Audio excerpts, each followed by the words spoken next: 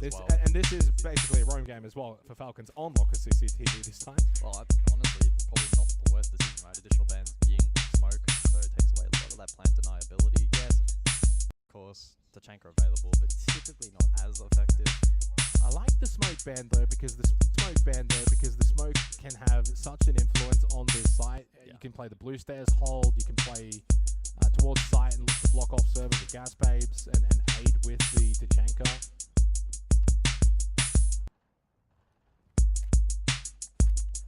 But it has been a relatively soft roam from Falcons. Now it is just a staff open position for Solotov and Shaiko. Yeah, and they'll fall off that, I assume. I don't even think they'll contest all that much, especially with Nade on the Blackbeard. They do have information from the Valcams. Rank. And there is enough denial for Falcons with their operator lineup that you can fall off this position. Leaky Fank over towards elevators though. Again aggressive, can play the drop and looks like he's just kind of getting positioned ready for it already. Neither team wanting to put a foot wrong at the moment in the first half of this round. I mean, both teams would know how crucial that first contact's going to be on this site. Yeah. We're not on the site, but for this site in the round. Leaky Fank will drop. He doesn't want to lose his life, especially with 3 Zoto canisters still remaining. And the drop has been called as well for Shaiko and Solotov. They will not contest over towards staff in open area. They will drop. Minute left, 5v5. Two brow critical. Lickafak now can deploy those Zotos and waste more time. Bride repositions for default plant denial. Well, this is a win right now for Falcons. Yeah, they're in a good spot. I don't mean the round. I mean the first 2 minutes of this round has been a win. Now it's down to the final 50 seconds. And they also know that there's no garage work employed as well from Furia. Yeah, and plenty of ammo left for this Shamika launcher. Bride's in a good spot to continue to deny any kind of default hit through server, which is where Nade is currently positioned with Herds. Nitrocel's available for Leaky Fank and users, 30 seconds. Seen this picture so many times, and it doesn't look good for Furia. Oh, Bride needs to be careful. 20 seconds on the clock. Shaiko did find the first and the second. 2 default right now from Furia. Falcons have played this perfectly. Waste a little bit of time up above, play the drop, go back, play sight. You got the Tachanka, you got Nitrocells. They haven't even been used. It's 5 versus 1. Furia have just continued to funnel one after the other over towards server, and it has not worked out. I mean, what I just watched is what I usually watch in APAC. Yes. Not from Falcons, by the way. I'm talking about Furia. It was a very default round from the attack, and Falcons had all the pieces in the right positions to counter that. Tachanka for default, good info, garage. There was no back hit pressure from Furia, who took quite a while on the map clear as well initially and left themselves with little fallback. It was probably their weakest round in this series so far. It's such a critical juncture as well. Falcons now with 2 opportunities to send us to map 3. Yeah, and they've deserved it. I mean, they've been the better of the 2 teams on this map. They've been able to win a lot of the statistical battles. It's been a complete reversal from Chalet.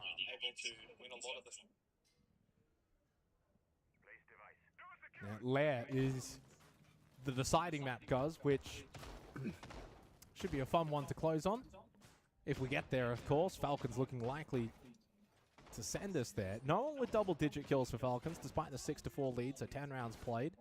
It's been an incredible team effort.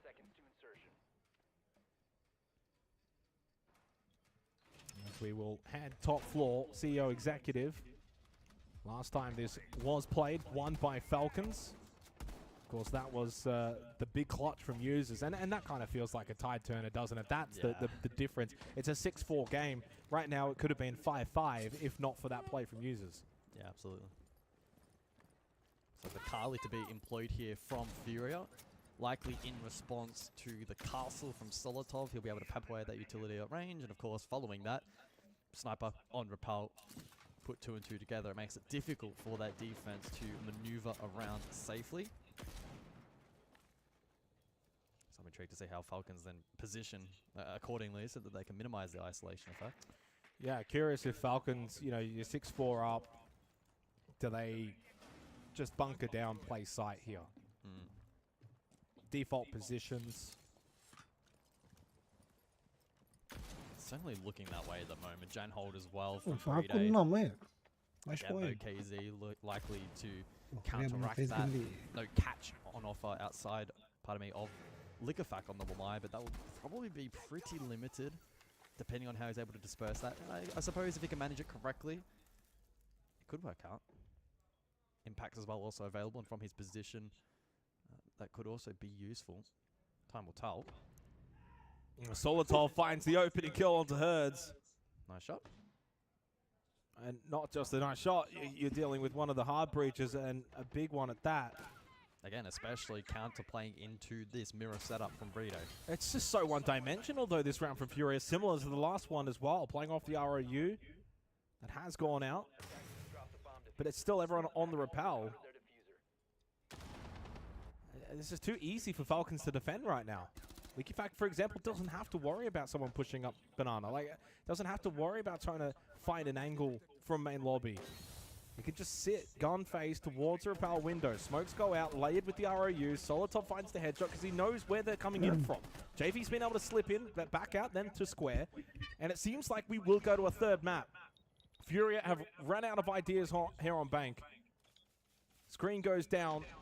Liquefact well placed inside of CEO. If JV92 missteps and does, now spotted. And feels like moments away because Liquefact can now just get aggressive. It doesn't matter. They knew it was outside Janitor. Lair is calling.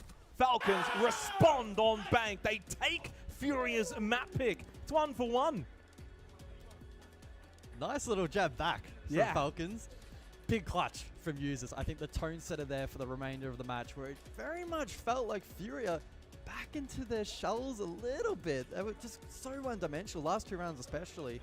Falcons putting them in such tricky positions, and rightly rewarded with a 7-4 victory. Well, Liquefact did get to 10 kills in the end, but that was a team performance across the board from Falcons. After what happened on Chalet, they're down 2-0 to start on Bank, and then they were able to rattle off 4 rounds. Apa ni co-op untuk co-op Big stream 1v3 untuk post-play apa clutch changed the course of the map. Falcons then followed suit, got the map win 1-1. Lair is required for what will shape up to be a top of the group clash. I mean, let's be honest, one of these two are gotta be whoever wins this next map is the favorite to top group B. Probably going to top the group from here, and the beauty of it is it's so challenging to call which of the two are going to win out on this map. It's been rather unpredictable. I suppose to some extent Lair and the footprint of that map will be maybe a little bit more akin to Bank, but I think a lot of it's going to come down to Furia and their ideas, especially on attack. Can they just reach a little bit deeper than they did there on Bank? Big drop off from Herds, by the way. Opening map 16-7,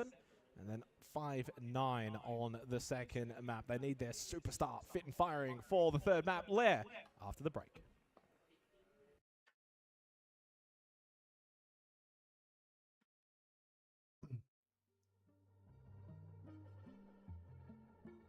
Oh. Ini dulu gempak dengan Furia dengan Falcon ni.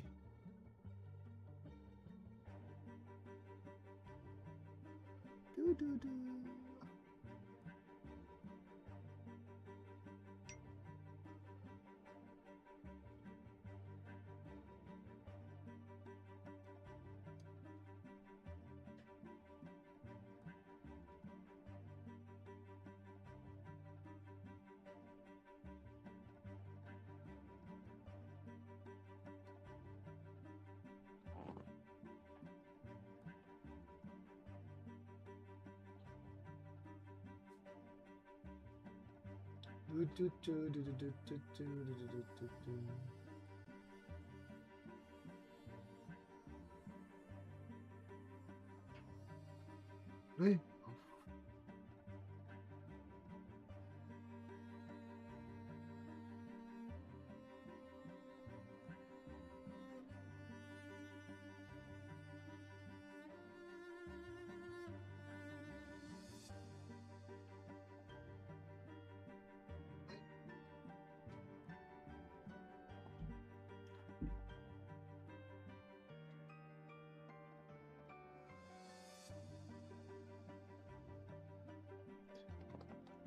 Kita masuk third game, geng. Furia dengan apa ni? Furia dengan Falcon ni. Geng, komen-komen sikit, geng. Siapa ada kat channel aku, geng? Mainlah komen-komen.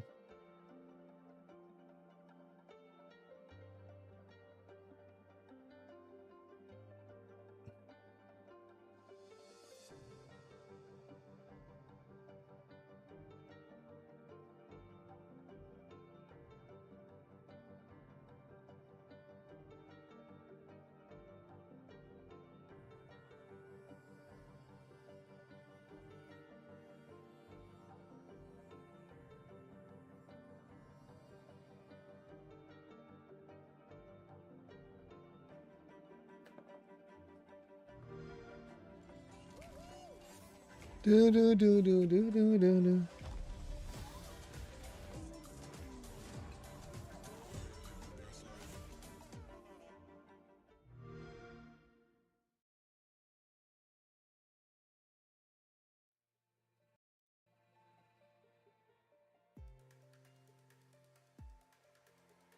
Stream siapa dia tekan meja.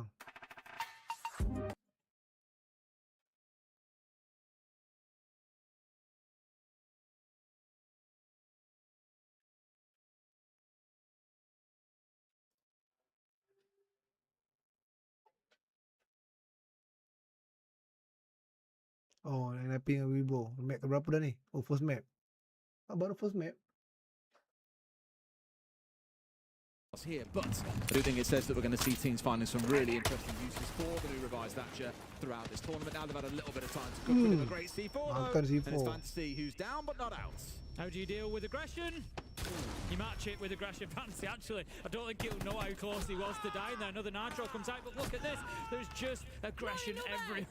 Oven trying to get outside of the map to find the finish there. Does get picked up by hits. 4v4, but Fantasy Downey will be collected. 20 HP though. There's a lot of damage been done to this NRP side, and the fighters, as we know, on board is about getting inside of the map. And right now, NIP, they don't have one toe inside of the map. Kayak gitu tukar balik. Kita layan dulu yang tadi. Kayak kita layan balik sama Falcon lawan Furia. Best game dia. Have to burn 20 seconds, you know, getting into a new spot. What's the new plan? Oh, tadi first game Wibo menang. CCTV as Cons is relocating with that shield as well. The blitz is going to be a big part of where you try to push in. Fantasy and Hits are now following over as well. So this is a complete shift from NIP. I like that they're willing to adapt, but Weibo are ready for this. They've got the clash now facing up. Speakeasy's coming out onto the balcony to bully them. And they really haven't given themselves a lot of time with which to do it, Tim. We're coming down to the last 60 seconds at this point, and they're only just now looking to try and get inside. Pino, almost being tagged out by two separate players, is down to a slither of HP. Up comes the Amara looking to capitalize, but no! Oh, sayangnya timing dia. Finds his man. Alah. Hello! We know that he's there. We know that he's not dead, but he can do nothing about it. Mampus. He's going absolutely nuclear. Ace, come on, Ace, epic. With 1 HP to his name, this round has been an absolute car crash for NIP. And Weibo, well, Upe especially, pop it off. Just brilliant stuff. Just brilliant stuff. NIP. I'm worried on a little bit of a deeper level for NIP because of the kill on the blitz. You know, you weren't happy about it at the time, Des. NIP shouldn't be happy about it. Ape has already killed the Amaru as they come up the hatch. The comms should be there. Ape is on door. Ape is in behind bookshelf. But no, the blitz of Cons just goes running past. Cons a player that the Des picked up on during that break between maps, saying we need a little bit more. Look, he's running in there as if he doesn't know where Ape is. There should be clear comms there. There should be clear comms coming in from the Amaru of his to say that's exactly where Ape is, and he should be fronting him up with that shield. Big problems for NIP. The thing is, a lot of these plays in Siege, I say it a lot, is like that looked like a terrible play by NIP, but the idea itself wasn't bad. It was the execution of the idea that was wrong, because Pino being on the break door, for example, does stop support coming in from break side to protect the Aruni inside of Office itself. If the Blitz has managed to get the turn onto the right player and turn hard left, gone for the Aruni with the cover of Pino behind him, great, it's a great little play they've pulled together, but just small little things go wrong like that, and it makes the whole thing like an absolute car crash. So, gila tu tadi tu macam mana dia dapat shot macam tu Roy. Gila tu. The ideas are okay. The execution is what is lacking, and sadly it's execution that will get you over the finish line. The only execution taking place right now is Weibo putting NIP into an early grave by the looks of it. Good start. Let's see if round 2 gives us anything a little bit different. Cons moves over to the Monty. Another thing that they picked up on the desk, Foxy was saying, you know, they need to be in a position to be finding trades, to be impacting on the desk of their teammates. And again, it just wasn't something that we saw from siapa dekat chat aku ke? Main komen. Malam ni kita share lah, tak main game lah. Kita tengok Pro League punya apa match SI punya Invitation 2026. Something that NIP need to swiftly improve upon, but let's focus on the positive as well. Weibo are just playing phenomenally. We've absolutely waxed lyrical about them in the first map. We will continue to do so in this one because they are really on top of things. That's the trade. That's the game you want to be playing if you're NIP, but it's Weibo who are able to deliver. Reaps manages to trade out Fantasy. Tries his very best to go back with the repeat on towards Pino. How on earth he got away in the first place, I don't know. But did manage to escape. NIP are going to collect. One of the first times now in a long time it feels like that they have a man advantage of 4v3 and a lot of time to play with Tim. One of them being a Monty. This is a round you cannot lose. Objektif kat bawah tapi dia punya apa ni geng?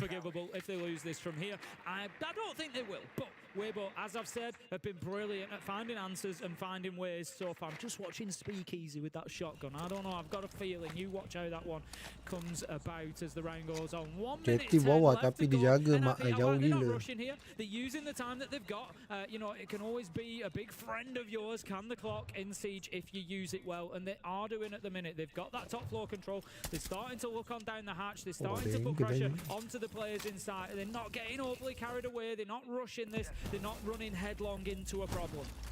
They aren't. They're getting themselves set up in the playing slow, like you say, but to get towards this last 45, they've got to have a rock-solid plan, and again, the execution is what matters the most for me. They've got no more frags they can roll down, a couple of smokes to play with, and of course the Monty Shield, so they have got utility available, but it just feels like Weibo took Apa dia dua start kat sini? Speakeasy out towards waiting room. They've got a Pisang good buat gini. backroom available to them.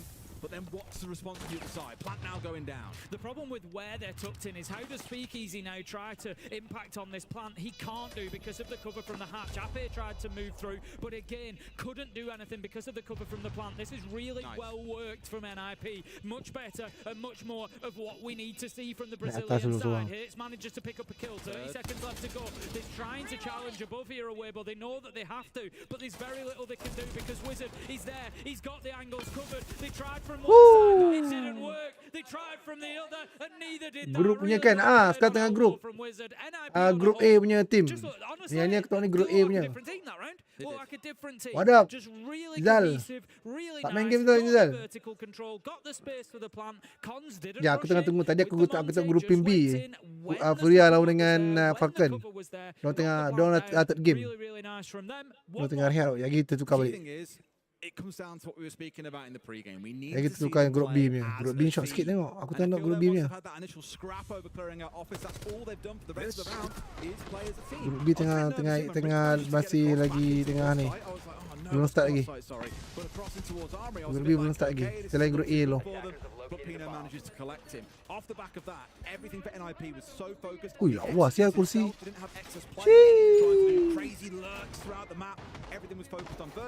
Tengah kerja.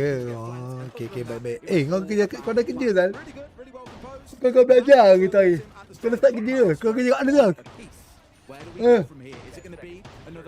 Straight line win for one of these two teams. I think we are going to see better from NIP than we did on Clubhouse. I think we are going to see them picking up some more rounds, especially if they can continue playing like that. I want to see very much the same from them this time around. They're attacking onto ventilation, so they need to get that top floor. Oh, okay, ni apa? Prediction. Wah, prediction aku ada buat juga. Prediction aku. Tapi tak kena tu prediction aku. Tunggu yang lagi 4 hari baru nanti dia akan buka balik lagi 4 hari. Yang untuk prediction. Patai bang cek duit. Patai ingat mana? Grab ke? Selalu orang sekarang senang patai Grab ke? What I do like is how we've seen this Brava being brought along quite consistently by NIP, and normally you'd see Hoven playing on the Malusi. In fact, on the defensive side, aku punya audio game dengan audio mic okey kan? it is his go-to bread and butter. And even in this round where he's not on it, it's still being present inside of the team. On a map like this, it's great for that information. Ke MACD dulu senang cek apa pakai MACD juga kan? Lets you know when someone's repelled in, and the rounding on that door, it's a bit of information to you rather than strictly trying to impede the other side, but it certainly does help. So I like that NIP have read in towards that. They know that Malusi is going to be on the board, therefore the Brava is always going to be used. Jangan nampak time kat CC. Memang kau main game je lah kat CC tu. Tak ada budak kau main game lah Patutlah kau kat 24 jam kat CC. Mantap. Berapa ringgit main kat CC sekarang? Mahal tak?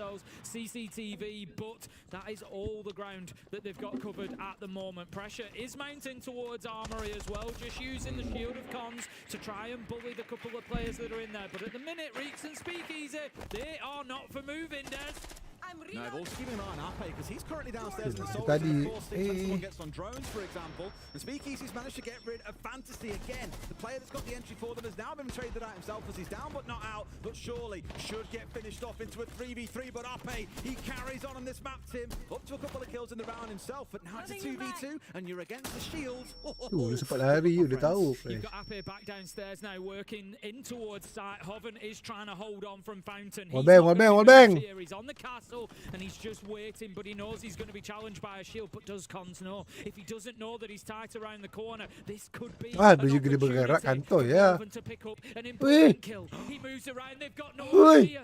A matter of He is so unfortunate on the siege time in there. 30 seconds left to go. He takes the choice to drop downstairs. This is an opportunity for NIP.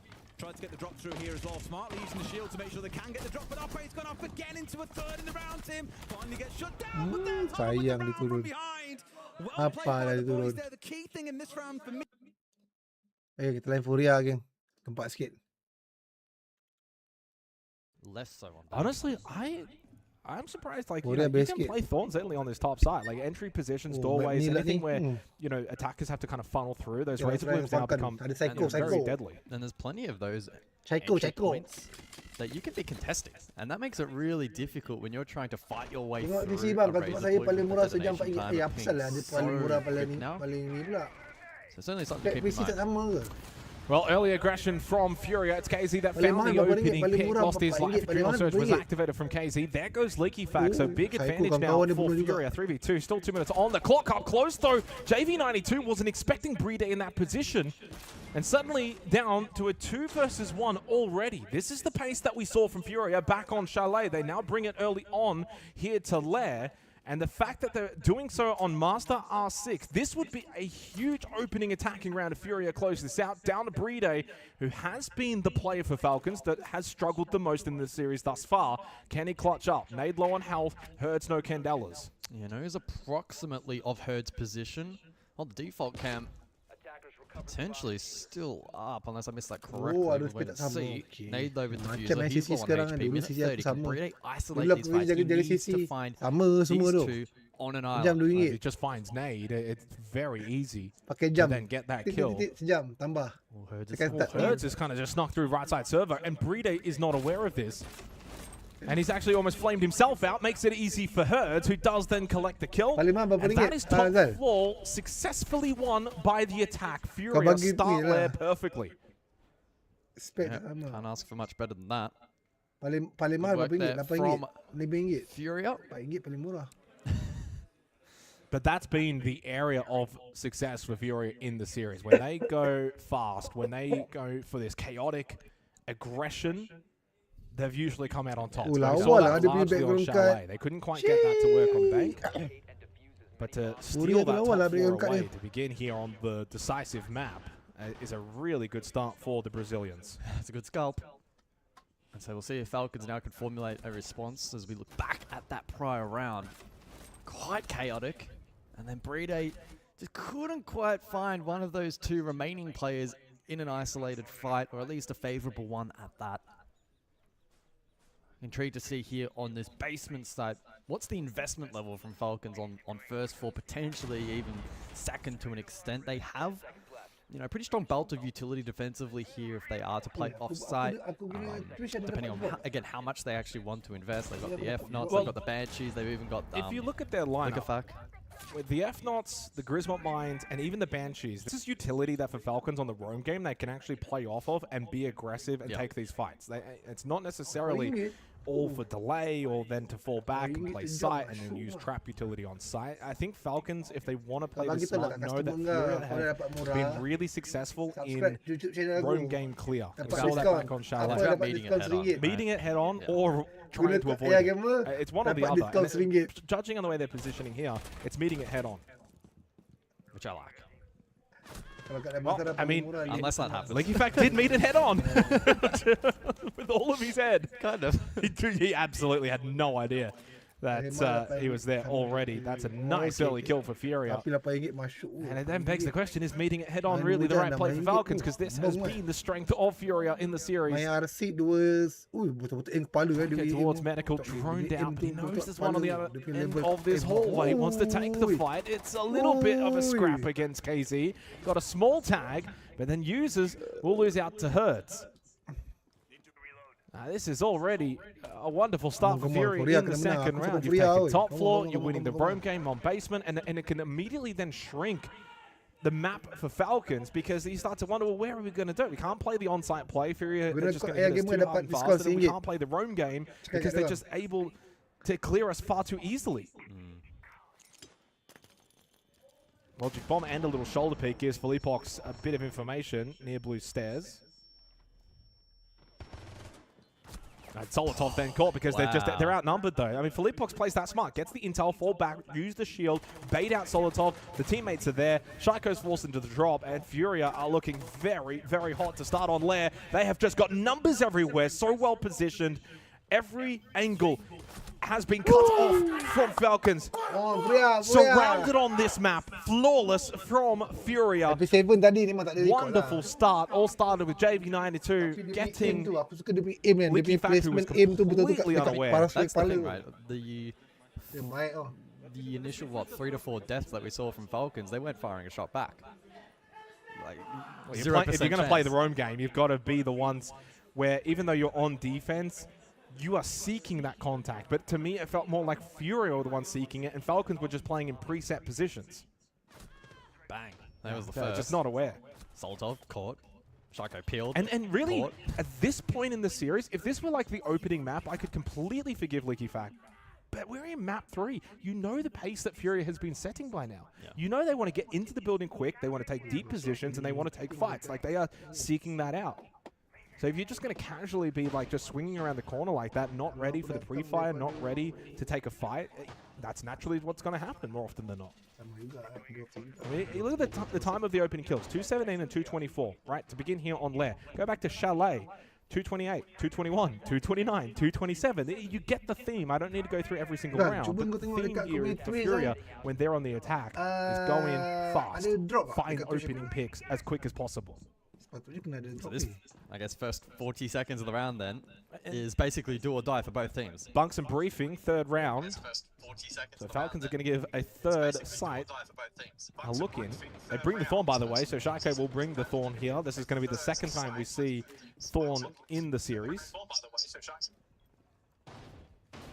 And with the way that Fury is playing, I mean, the Razor Blooms probably are best suited to try and at least get some damage back, force Fury to kind of scout out this utility, be a little bit more careful with the way they're pushing through positions. Well, they survived the first 40 seconds. It's already a minor win for Falcons, and I don't say that in a jovial way. Like, quite literally, when you look at the numbers as you highlighted, that first 40 seconds typically has been so strong for Furia on attack.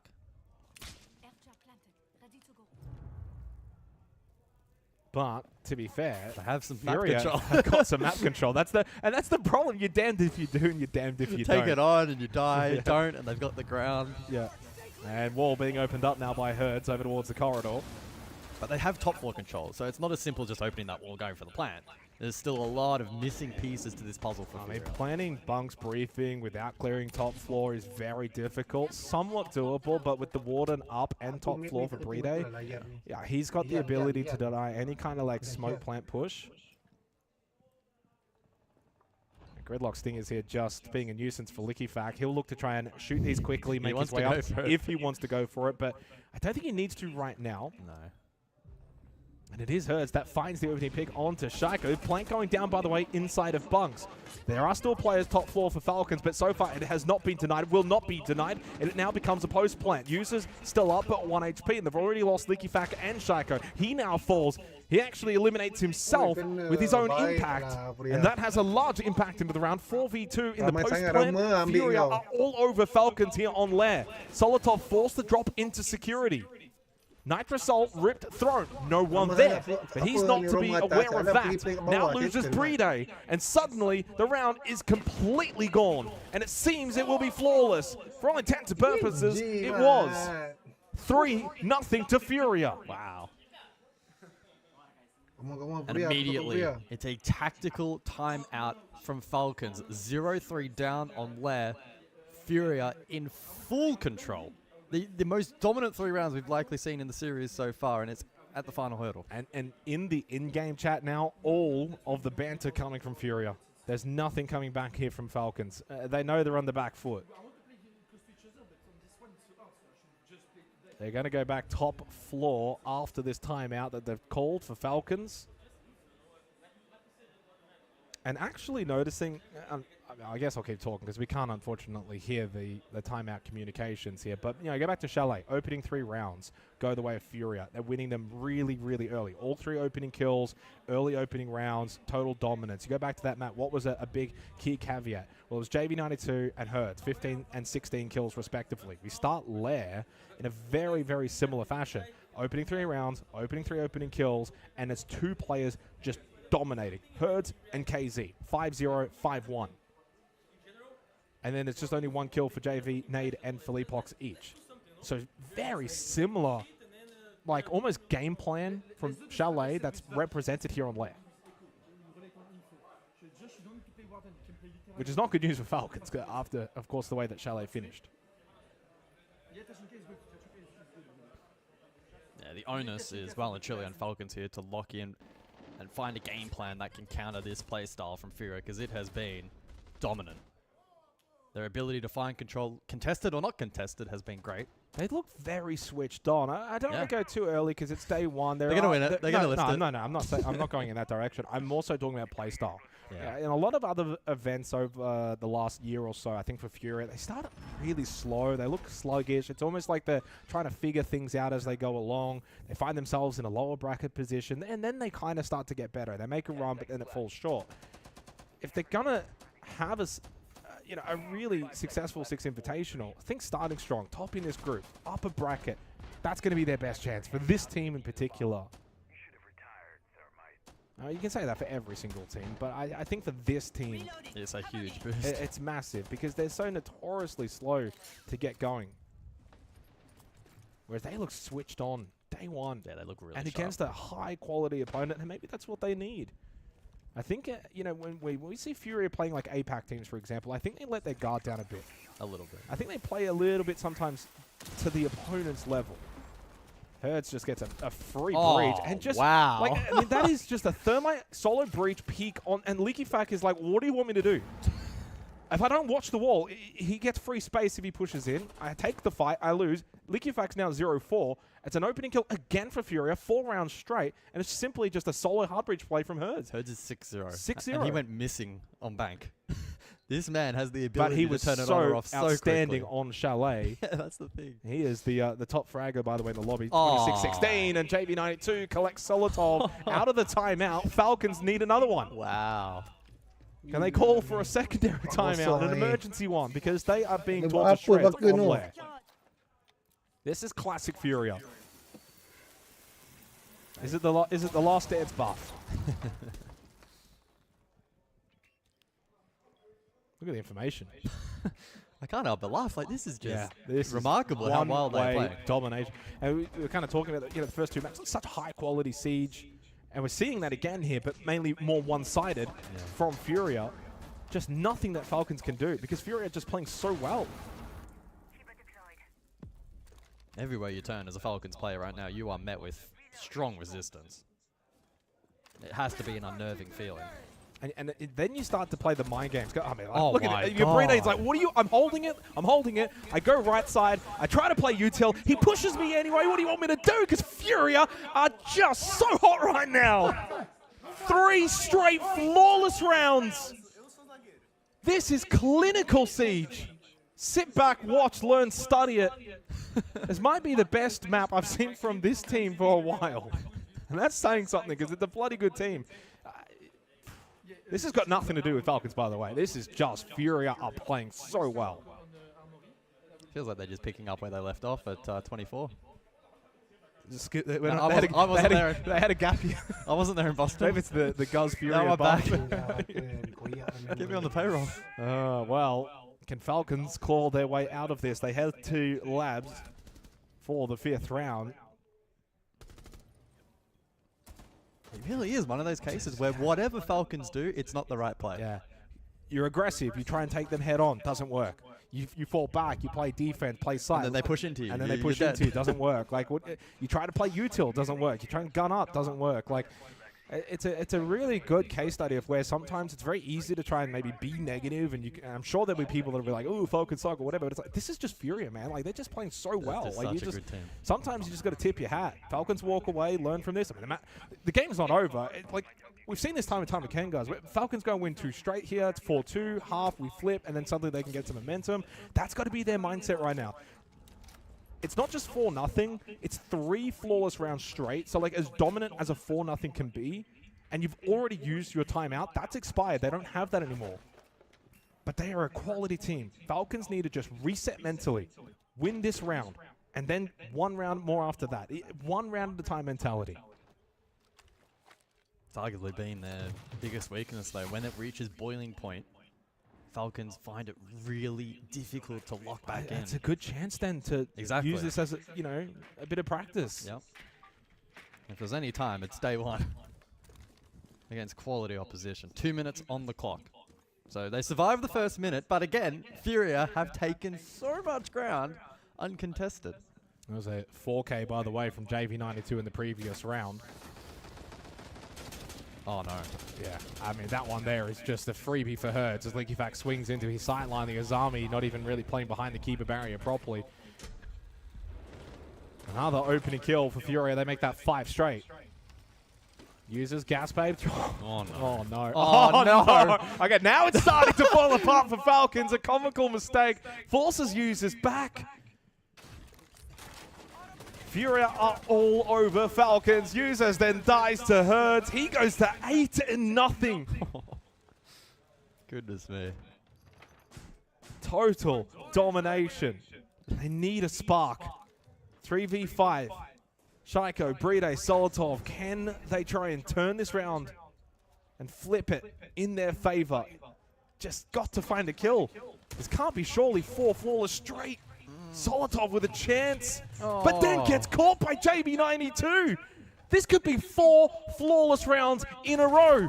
No, it will not be. Shaiko says, not on my watch. Can he get the second? No, there was the chance for the headshot. And while White Bride still gets the jumping kill onto KZ, but the push from Felipox, team kill from JB92 because he's so eager to find that kill. He takes out his own teammate. It may not be flawless, but it's still 5-0 Furia. 5. Oh, my goodness. I don't know Portuguese, but I'm sure JB's saying, yeah, I had to kill him. I need to check it out. Come on, get out of the way then. If you're not going to do it, then Let me do it. Get out of the way. Oh, my God. Well, I feel sorry for Lika. He has had so Nice. many rough engagements in this map. It Look has at this. been unbelievable. Oh, and use this as well. Oh, it's painful. that one was a painful round. Oh, Very painful round. I feel bad for them. Where did you put Furia in terms of your tier list heading in? I know I said I put him in top 4, and I was like, maybe that's a bit of a stretch. But I mean, so far, again, it's early days. It's always difficult not to get too far ahead of ourselves. But the way they are playing today is remarkable. I had them actually not in my top 4, believe it or not. Yeah. And I'm a bit of history with Furia and those guys. So like I had them I had them 5th actually. Right. Okay. So I mean around the mark. Actually, I'll leave that conversation there after what's happening in this game. But again, I think any team that is like top 6 territory from this event is in championship contention territory, right? Like, I mean, Yeah. There's no. there's not really many clear cut. Like, I mean, a lot of people look to M80 and Falcons, for instance. Yeah. G2 could make a run. Furia FaZe. Like, I mean, even Secret. People are kind of sleeping on Secret a little bit. Like, Yeah, we'll cast them later today here on B Stream against OX3. I still have a little hope for Shopify Rebellion if they can get things together. Yeah. Weibo? Are any of them going to be this Furia that we're seeing right now? Though? yeah. Because this is a top tier Furia. Yeah. Well, hopefully it doesn't end completely in a whitewash. Falcons last chance on defense. Round 6, can they get on the board? Leaky Fack on the clash, because at this point he's like, well, I can't peek anything. I may as well just play the clash. And Shaiko finds the opening kill onto JV92, and that is the first opening kill for Falcons in this half. 5 straight for Furia comes to an end. Well, that's something. And with the gridlock taken off the board, may free the defense up a little bit more here. Top floor, track sting is now no longer to be deployed outside of those already placed down. 5-0 Midpoint mah. of the round, and now Furia Dia 7 kan up champion against last. it. A little bit more turmoil in this round to deal with. Herds is immediately contesting the site, however. I mean, yeah, no surprise. Oh, sekarang Falcon defend nak The Furia way he's attack. been playing, the way the team's been playing. Maybe trying to It's force a just- peel back here to catch. There's potential. Well, Solotov collects Felipox. Falcons with a chance here in the 6th round to get on the board. Oh, that's a good shot. KZ sat down at the pillar. Falcons now firmly in the driver's seat for the final round of this half. Herds 1 HP. Solotov finds a 3rd kill. Nade will deny the flawless, then collects Bride. Nade has not died yet. He doesn't want to, but he would now need to get the full ace if he is to stay alive at the end of this 6th round. 40 seconds and still users up above here for Falcons. They're round to lose. Nade has had many clutches in his career. None bigger than that 1v3 back at Sao Paulo in the grand final on border. He needs another 1v3 here. Oh, pandai dia tak- dia tak- 20 tak gerak, seconds, hoping that users will go for the hatch peak. Probably sensing that it's maybe his main win condition. Yeah. But as the time dwindles and his frustrations are clearly shown, it's why. Peek me! Peek me already! I knew he was about to. Well, there's 4 seconds left. Users just obliges towards the end, and Nade indeed will not die. A little smile on the face as well. Well, he doesn't win the round, but he also still hasn't died. Kilo. Win-win. It's a win for him. Kilo. It's a win for him individually. Gila. And a little win for Falcons. 1-5. And a small bubble now to play around in the second half. Yeah, better from Falcons, and Solotov has actually been, I think, a very impressive player in the series. I've really liked what I've seen from him. He's been one almost a go-to. Map ni map Look, 5-1 defender, halves bukan are map great. Falcons can attack ke? kind of replicate a bit of the attacking prowess that we saw from them actually on Bank. Like, I mean, this is not over just yet. No. Stranger things have happened, as we always say. Yeah, I mean, you never want to call any kind of series because, you know, comebacks have happened all the time in Siege. But that was an incredibly dominant half from Fury. I mean, that is next level dominance. But that was the half. It's now come and gone. Lawa lagi New half background begins. dia We'll ni, see if Korea ni. Falcons Ada can jual je. somewhat match that, Ada better jual that. ke Master Korea ni background R6 ni ke? up Rambulan next. tengok Korea ni. Lawa-lawa, Kai Bandit off the larang-larang board. So double electricity Dia combo, tengok and then dekat for asiknya the side of the attack, double info shot. with the Arsik shot. Grim. Deimos taken out.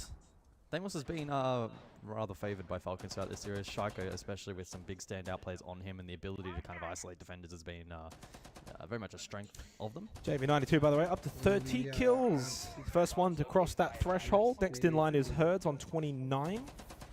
And then Solotov on 23 in 3rd place for KDA. Opening kill. the Herds hub. is second despite going 5-9 on Shelly. That's Yeah. Well, I mean, he was like 16 kills on the opening map. that's so so impressive. Yeah. did a lot of the heavy lifting there, and of course now 8-2 here. Ooh. Okay, so pretty aggro mirror set up here. Deployable shield in tow as well, and Herds deploying keepers. A bit unorthodox here. And very quick, Nade has actually been very impressive in this series. He's actually the only other player positive right now alongside Herds and JV92. And I think Fury are at their best when Nade is very influential. There's always a lot of talk around his brother, Handy, as one of the best players in the world and what he does for FaZe. If Nade can sort of recapture his old form, that helps out this Fury team massively. Yeah, that clutch ability can be big. Okay, well, Falcons spot this setup over towards Ops. Herds to play close by aggressive. We'll have help from Felipox behind. Just don't let Leaky Fact first in the building. He's had a rough one here on Lair. Leave the man alone. He's had 3 opening deaths. This is really aggressive from Fury. I like this. may prompt the pivot from Falcons, electing potentially to ignore. Instead, pivot for R6 side here and, you know, completely negate this extension. Yeah, I mean, Solotov finds the opening pick, actually, while we were just kind of following Brede, and I thought that was the right move there for Falcons. Send Brede in on the Blackbeard, play behind him, which is exactly what Shaiko's doing. So those two are kind of in tandem.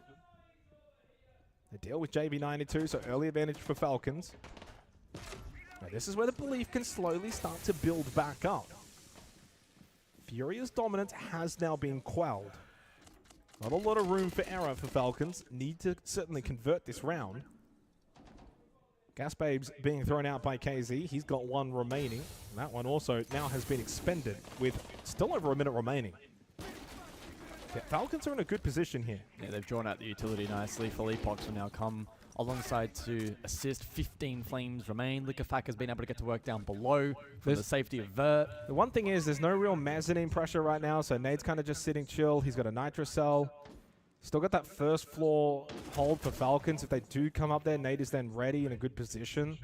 And they've kind of just fallen off the more direct hit towards site with 45 seconds left. So they want to pivot, go for this mezzanine pressure. Nade needs to be ready. Do get flashed off initially. Now Brede's taken ground. KZ elsewhere though, 4v4. Nade is hiding right now. He's tucked in on the other side of Mez. He's just kind of running away. They haven't cleared him. There's the there we swing. go. I called it. I saw that, and Nade dealt that. Nade played that perfectly. Now, he could have actually made early contact Mez as they're coming up the stairs. Oh, yeah. Instead, he actually hides. He knows he hasn't been droned. He hasn't been seen. They haven't cleared it. And with low time on the clock, and with Falcons in mind, they're looking for that pinch towards site. So their full focus of those Mez plays is towards the site. Nade then just swings the corridor. Easy kill. Yeah.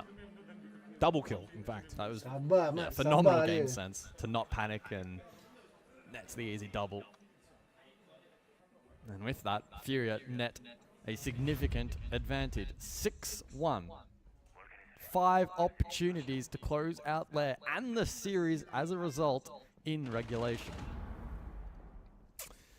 And deserved as well. I mean, Chalet, their performance was exceptional. Bank was a bit more of a tussle. Credit to Falcons. They really stepped up their game there, and they certainly deserved that map. But Furia, well and truly resounding success on this map of Lair, and sets the tone for Group B that they're the ones to beat. If you want to top the group, you've got to now beat Furia. And for Falcons, well, unless they can rattle off 5 straight, seemingly out of nowhere, they will fail that early challenge. Their next match will be against Elevate. In fact, for both of these two teams, their next match is against Elevate, which is not good news for Elevate, having lost to Daystar earlier today. Come on lah, apa benda predict Falcon 1v2 apa barang. 0-7 for Licky Fack and Users, so they are combined Falcon tak ada, 0-14 aku tak boleh here on predict Lair. Aku ni predict apa And if you want to throw in Brede, it's 2 for 21. Predict aku It's rough. Furia nombor 1, Wildcard Gaming nombor 2. Echo back in play. Look at this from For Hertz. Furia. Look Oh, at this from Hertz. The trap util. Oh my god! Just cooked alive. Nothing Brede can do. And there goes Solotov as well. Dominance from the Panthers. Furia have absolutely decimated these Falcons. Laughing at them. Users, nothing you can do. 0-8 for Leaky Facts, 0-8 for Users. It's another flawless from Furia. They found 4 flawless rounds on Lair. They take the series 2-1. They go atop the group. You imagine, well, technically, I think Daystar actually with the 2-0 are actually atop the group, but Furia will be the ones to hunt, that's for sure. That's clinical. That's classic Furia. Although there is magic in the air at 6 Invitational when these boys are up and about. Yeah, what a result. Falcon tak ada Resounding langsung success. tu. And again, especially when you contextualize it in contrast to a couple of recent international performances where the first couple of days is typically a little bit more of a grind, to come out of the gates so strong against what many probably believe to be the strongest in the group, phenomenal. And I think on the flip side now, it's going to be a question mark over Falcons. Are they rattled too much by this result? How much does this now impact them for the remainder of the tournament? I mean, Furia just best of 3 Oh, dia merchants, let's be sebelah honest. ke? I'll see them win some best of ones. Luckily for them, and it ain't happening. dia 2-1, well sebelah pihak dia deserved. I yang mean, that dilawan Lair ni, was Nero ni just, tak ada di put that one in sebelah-sebelah. the vault for just watching a top team do what they do best against another top team, right? And I think for Falcons, they'll take a lot from this. They'll certainly take a lot from Lair. But at the end of the day, what they take is an L. And that's really all that matters to kickstart this group stage. For Falcons, back to the drawing board. They'll play Elevate next. Furia will also play Elevate next, but they certainly go into that one as the favorite. For me, what makes this so special is that Furia and Six Invitational so intertwined. We want to see them at their best, and it seems like we're going to get that this year. Yeah, absolutely. As we look across at the match summary for this best of 3, and I mean a bit of a quick recap, I suppose, as to how the series played out. Fury, of course, taking map 1. All the numbers suggesting that they were the deserved winners there. Bank, Falcons had perhaps a little bit more clutch ability, and they brought it back, and then... A single plant for Falcons across the series. I mean, only 3 for Furia, but that's the way that Furia wanted to play on their attacks. Like, they wanted to play a fast pace. And probably indicative of the meta that we're sort of in. I'm probably anticipating it to shift even more in the favor of teams not wanting to plant, right? You think about, like, Echo on the board, Thorn, etc., etc., etc. It's going to be tough. But to follow on from that point, tempo. Like, Fury had continued to dabble around with a couple of different ideas. They kind of, especially on left, found what worked and just completely went all in. And unfortunately, Falcon's not able to formulate that response quickly enough. Well, that's going to be the conclusion of this match. Obviously, there'll be a little bit of a break, but more to come here on the B stream for day 1 of Six Invitational. Ini semua ada. Kau nak apa? Semua ada tournament. Bila semua ada. Dekat website ni.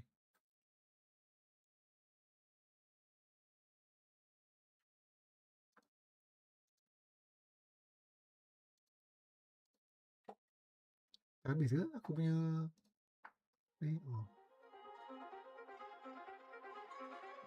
Current match Korea. Next match apa? Habis dah kan? Next match tak ada dah. Lepas ni apa lawan apa? Next match is coming.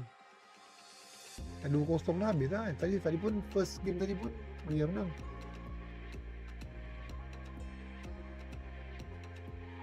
Aku Ninja menang. Apa dong kau punya ni tekan ya, aku punya collection Ninja Ninja tak ada mat aku dalam pilihan aku. Tadi aku salah pilih ni. Tadi teman-teman banking kalah pula ni. Aduh.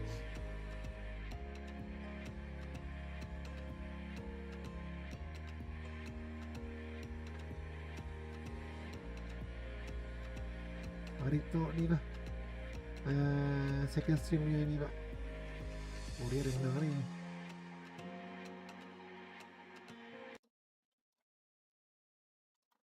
Second life here. NIP, they have to get this right. They can't afford to be wrong. And so the advantage is massively with you. NIP Already attacked this side brilliantly. Again, they probably won't pull off exactly the same execute. They'll try something a little bit different here, just to keep NIP guessing.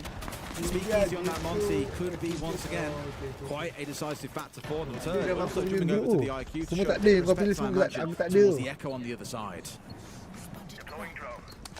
Certainly showing on this second map that Paris is a city that he likes playing in, as we said last time around. Picked up on it and discussed it. 2021 here in Paris, he won the SI with a very different roster, but he's back. Certainly looking for more with the way that he's playing so far. Keep an eye on him through the round. He's on that pulse again.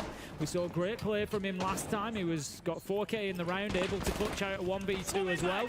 This time he's going to be playing up in office, trying to hold on to that top four. Here comes the push though that Weibo were talking about. Get Speakeasy in on the Monte and start to try and push forward from there. But Pino's position again, opening up with that shotty, is going to make it difficult to play that East Stairs position. Oh, here we go. The flank from behind as well. Wizard coming in, but Speakeasy's gone. A bit too far forward. Reach to step in and get at least one back. Pressure coming in still from the East Stairs side. Turd collects Fantasy, who's also playing that side of the map. It is the war of the East Stairs in this round so far, Tim. It's one that Weibo are winning, but Turd, I swear to God, is getting shot in the back in a second, but no! Misses the chance at a freebie, a little bit of a lick on towards Pino, but that's all he's going to find. Hits is down as well, so effectively we're now in a 4 versus 2. You've lost a lot of that power. I think he was carrying the shotgun on the mute, so again, real powerful in those CQC positions at top East Stairs, those close angles, but not going to be able to get anything done. We're going to see Cons have to drop away here. There's got to be an opportunity to think about getting that diffuser down. Exactly. Down cold, reaps and goes and recovers it. Last time over here, we had Pino go nuclear, and once again he's down into a 1vx. It's still a 1v2 this time, and they know exactly where he is. Life's gonna look a bit scary here. Ovan's there, top of the stairs. Tim, you can say the line. We're going to overtime, Des. We're getting a little bit more on border. Just that little bit more. 3 rounds to see who takes this map. If Weibo can get it done and over in 2, or if NIP send us through to that map 3. And as I said earlier, there is a point on the line here. Even if we get to that third map, the loser still walks away with just 1 point. They lose 0-0 to NIP, they walk away with nothing from this matchup. So this is really important. And we've got Weibo starting on the attacking side of things. You can't really split the 2 teams because we've had consecutive 3 halves. I can't tell you which way this one goes. Africa League, No, Northern it literally is League, Asia anybody's. League. I Daripada league ni, NIP, baru dia akan masuk yang I 6 think I would major. give an edge to Esports NIP World at Cup the minute. dengan I've reload. liked the way they've Kau looked tengok on time their tu defenses, betul and I siapa yang think juara situ, you know tu that they yang do have pandu lah. more rounds in the tank that they can pull out. But the problem with Weibo today is, like I said, answers are abundant from them. They always find a way, or seem to. And right now, I have no doubt that they could turn it around. So like you say, it's so difficult to call as this. It is absolutely on a knife edge. I think what either team needs is a bit of a hero moment. We say you can't rely on them, but that's going to be what will swing, or very possibly will swing this matchup, is somebody like Pino, Fantasy, Ape, you know, one of these players that's going big, reaps over and coming out, getting hold of it, bang, 3k, right, we've won the round, and then they push on from there. New feed active. We're still largely leaning into what we've seen already. Speakeasy staying on the shields in the blitz here, a little bit quicker, a bit more pacey. And on the other side, doubling down on the information, got the Valkyrie here joining up with the Pulse, but it's Fantasy down early. That can't happen inside 14 seconds into the round, Tim. Ape's got a freebie, and even he's wondering how the hell that's happened. He's hitting with the question mark, Des. He's just playing into the mind games a little bit as well. Like you say, Fantasy, it's not just about taking that opening death, it's the fact that he was on the smoke. What of utility we've seen NIP make fantastic use of that smoke utility earlier on in the game. They're now going to have to live without it. 5 versus 4, and what I like here from Weibo is straight away, foot off the gas, back onto the intel, back onto playing the round, not getting carried away and kind of sucked into it, which is where I think they've maybe struggled a couple of times. They've got that kill and they've tried to roll with the momentum, and NIP have kind of predicted that and stood up well to it. This time, Weibo are playing for much more of a control game. They go in, they get 1, they get 2. Great play from Speakeasy. Cons manages to get happy, but the damage is done. But can they hold on, Tim? Can they hold on? There's no C4 left. Pino's got the right idea for a 1v1, but the thing is the pressure starts to mount more and more. Cons at least gets 1 back on towards third. Speakeasy, Jahat lah left shield ni. 3K Diorang in the pula round on keluar that shield blitz. ni. And there's just 1 left, and you saw from that yellow ping, Tim, they know exactly where he is. This one looks pretty cooked. Slants is going down. Speakeasy's in the position I said at the beginning of the round, Des, that they needed a hero moment from somebody. Speakeasy, he delivered. He stepped up. A nice triple on the blitz, putting the case down as well. Oh, great stuff out of Speakeasy. One of our very experienced players when you look at an SI basis. Unbelievable stuff from him. Rolling back the years, gets it done. I think so long back now when he was playing on Giants, for example, he was the go-to shield guard. He was an absolute terror. And in that round, he's really quiet. The analyst said this back after map 1. He'd gone 3-3, but his cost was up there at 88%. It's hard for you to contribute when your team is steamrolling and you're the backline player. The fact that when you need him most, he can turn up like that and get a crucial round over the line is massive for Weibo. They've now got 2 bites to the cherry to see this one over the line. They go onto the defense. NIP have really got to show us something special in this attacking round.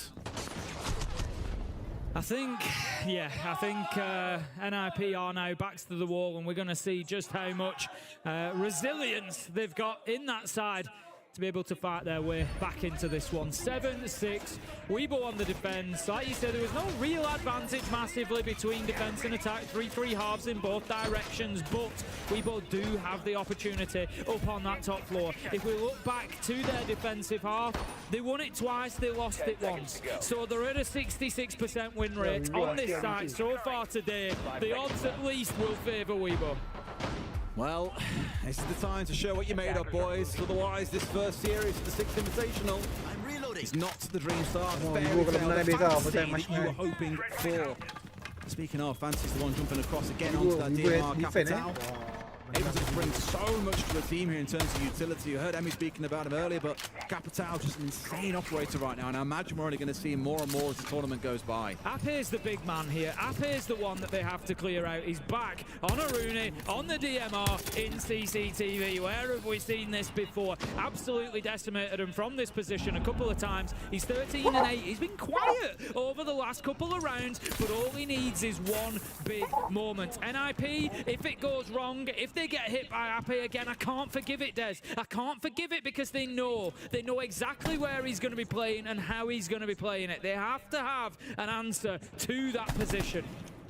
Can they get the answer though, or do they fall down to him yet again? Because it has proven to be a nightmare time after time after time for the other side. The Meluxa of momentum was brought along to help protect that area of the map in this round. They're not bothering with it, and they've stepped away and gone instead towards Turd on the Fenrir, and Reach has gone on towards playing the mute instead of picking up the operator that he played a little bit earlier on today. As of yet, Weibo not moved. We're 75 seconds in. NIP still finding their entry in towards these stairs. Yeah, Weibo are doing well here. They're absorbing a lot of pressure and a lot of utility. Is it going to take a big moment from a player like Turd? He's looking at that window. It just makes you wonder if he wants to get out of it. But Ape still hasn't been moved. Hoven is still in elbow, supporting him to stay in that position. NIP, they've kind of thrown the utility. They've kind of used that first gambit, and they haven't really gained too much for it. They've got his stairs, which is a good point to build from. Oh, Turd has sat on this window so many times throughout this game and not really taken action. Now that he knows he's got the swing and he's down to 1 HP. The Hayes has got him first. Unfortunate, almost managed to get his man, but for NIP, this is a good time to beat him. Saying that, look how low their health bars are. Absolutely looking like it could be a Weibo round as one drops. Cons is taken out. Speakeasy manages to find hits. There is very little HP left, and surely this is going in only one direction, and that direction is going to be an NIP loss on the first day. But Fantasy starts to fight back. He starts to dream. It's 2 versus 3, but they've got about 10 HP between them, Des. Oh, it's so hard. Literally a single bullet towards either of them, and they are down and out, and this one should therefore be done. 25 seconds to go. A lot of utility for the Capital to work with here, Tim. They can at least cut off a couple of angles to make this one stick, but it's not a fully open breach either. They've got to go through the door, which makes this even riskier. Smoke going in deep. Still the 3 players on side. The C4 in the back pocket is Speakeasy. They found 1. They found 2. Weibo get the 2-0 over NIP. What a performance from the APAC team, really kicking things off in the way they would have wanted, using that knowledge of Gohan there. He set them up perfectly to play those Brazilian teams, and they have got the job done. Will it be a surprise? I don't know if you could go that far after the performances that they showed us in Munich, but one thing is, they have turned up and shown us there's plenty more where that came from. Really encouraging to see, really exciting to watch a team like that attack as well. Just brings a lot of excitement, a lot of explosiveness, as we've seen across both of those maps. And off to a real good start here again. 4 points going in the back pocket of Weibo. NIP, they walk away empty-handed. RIP to NIP. RIP to this cast. Back after a short break. Space Gaming lawan apa ni? EP ni.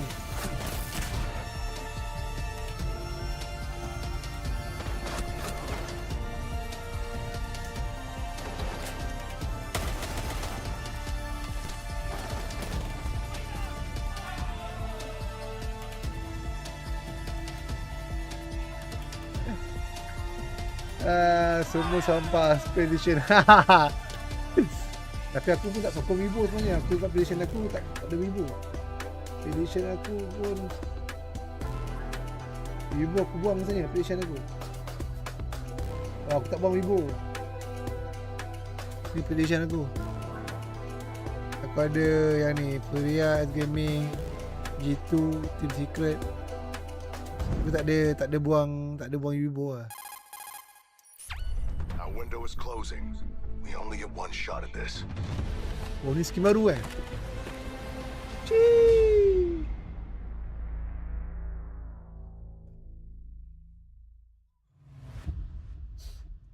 Next Gaming, apa ni? Ni simbol apa ni ya? Ni tim mana ni ya? Aduh.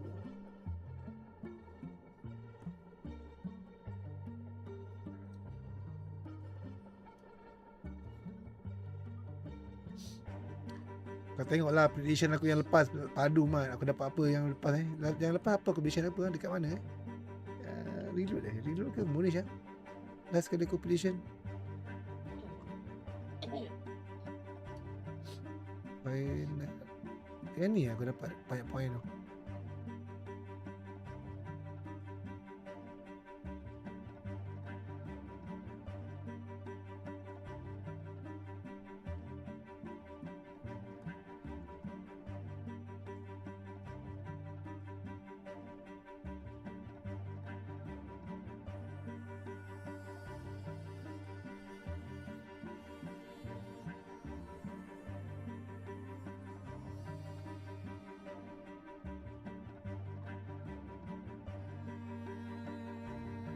Lepas 6 hari bulan ni dia akan main group stage. Nanti baru kita boleh adjust lagi.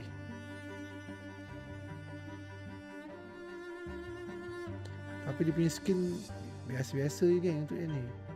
Tapi better lah daripada yang sebelum ni. Sebelum ni tak antik langsung. 522 ni gun siapa Ini gun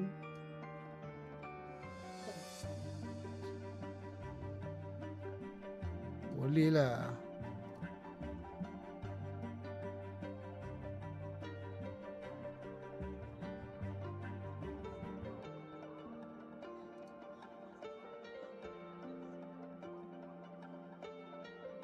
Tak tadi yang Furia siap. Furia punya background kat tu lawa.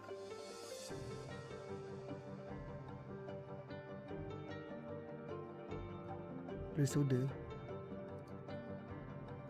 nak beli lah ni. Cantik dia punya ni Furia ni.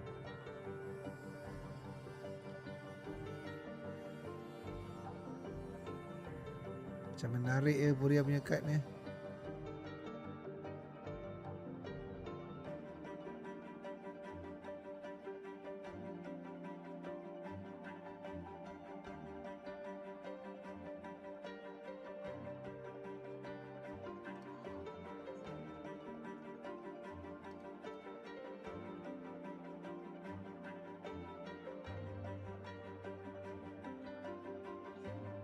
Du.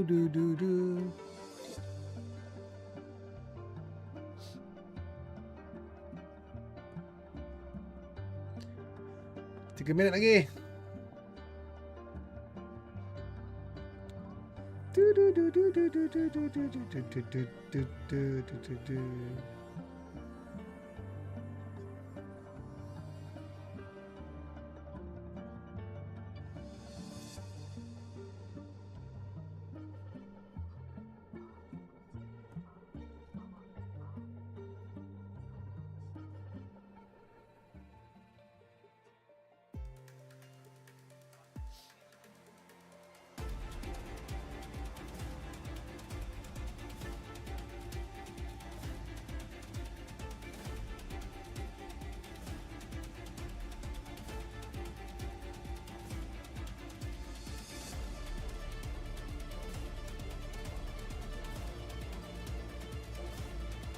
Bam.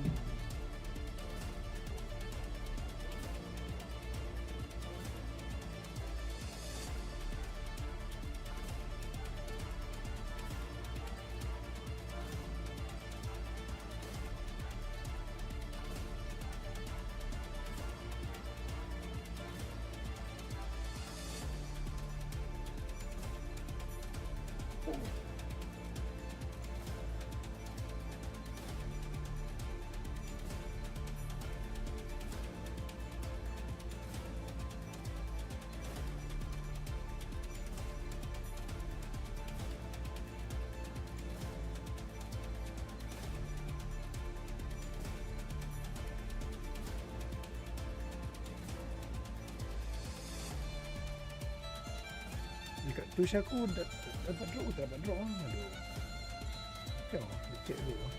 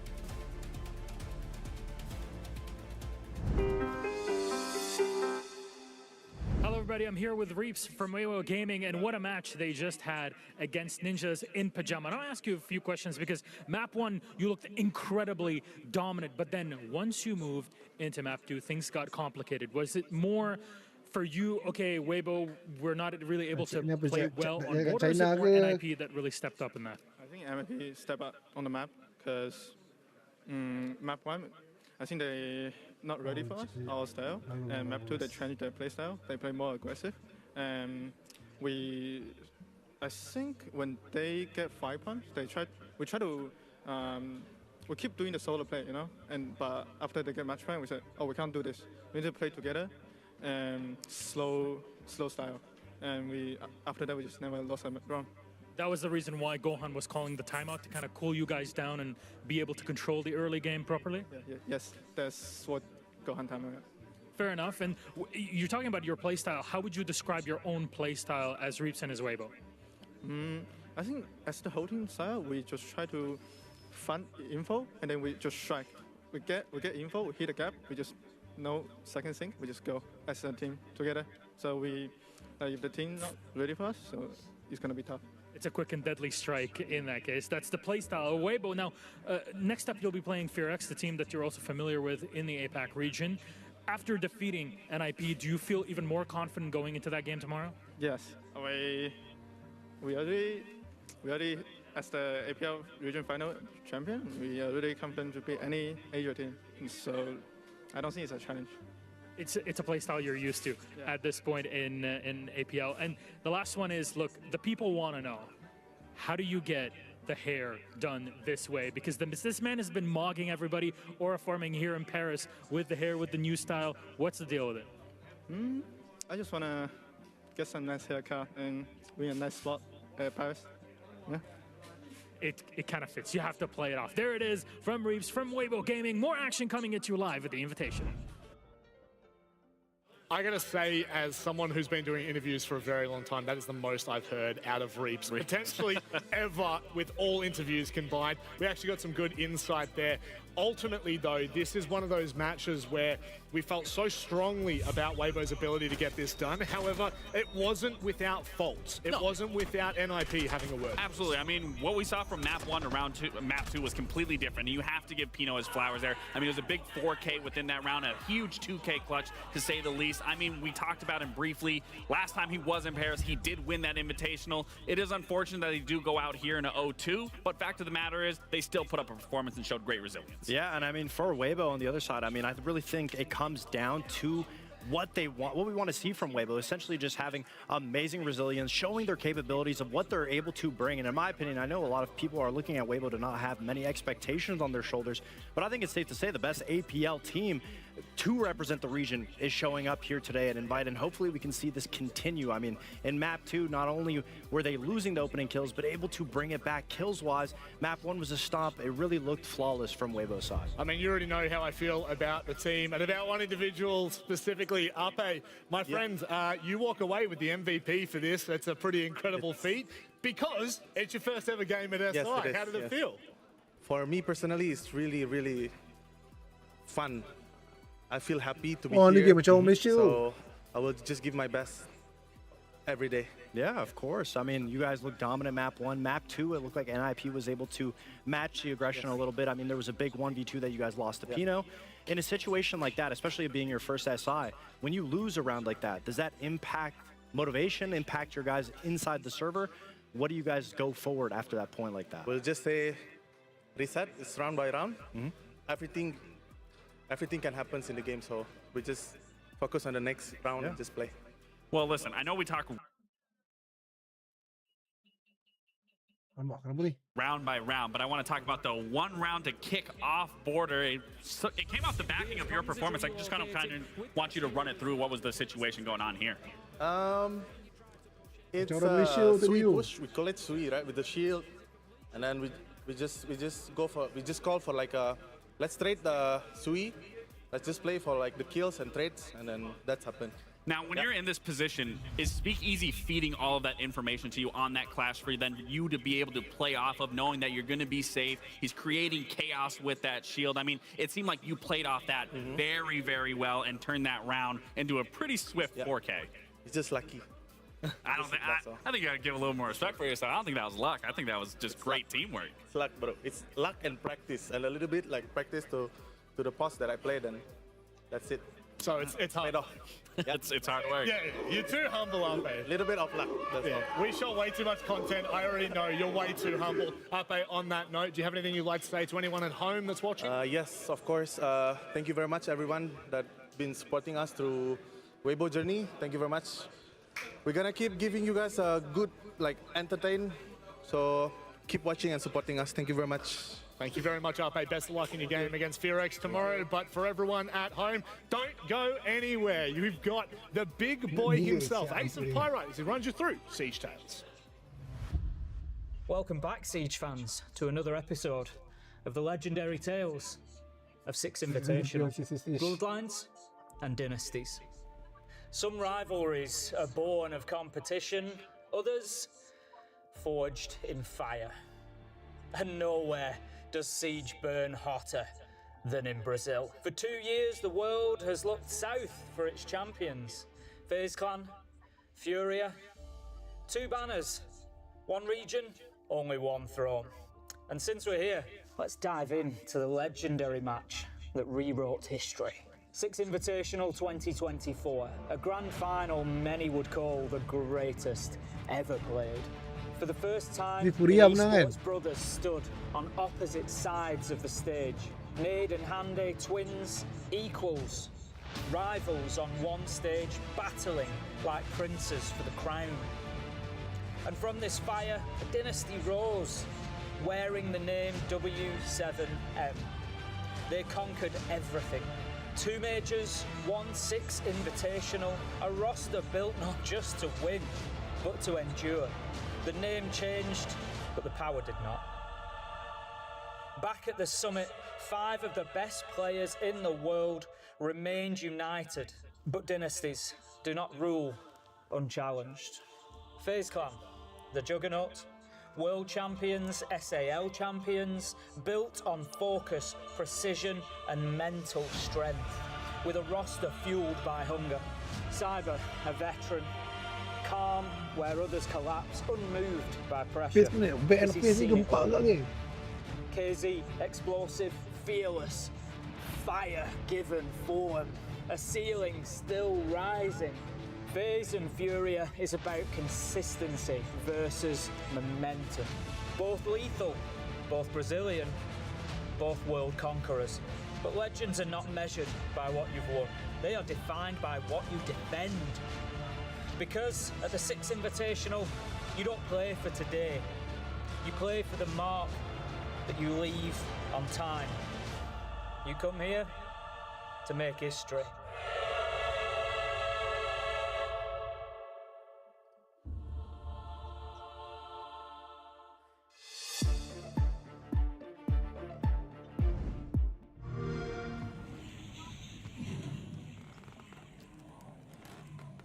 Oh, Xbox sekarang dapat ni kan, dapat skin kan.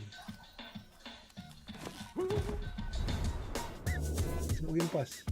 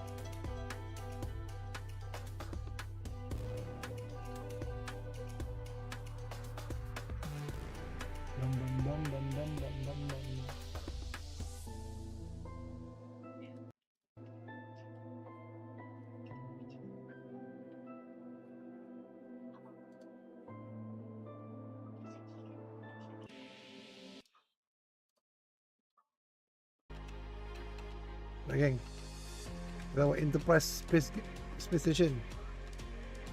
Net mesh.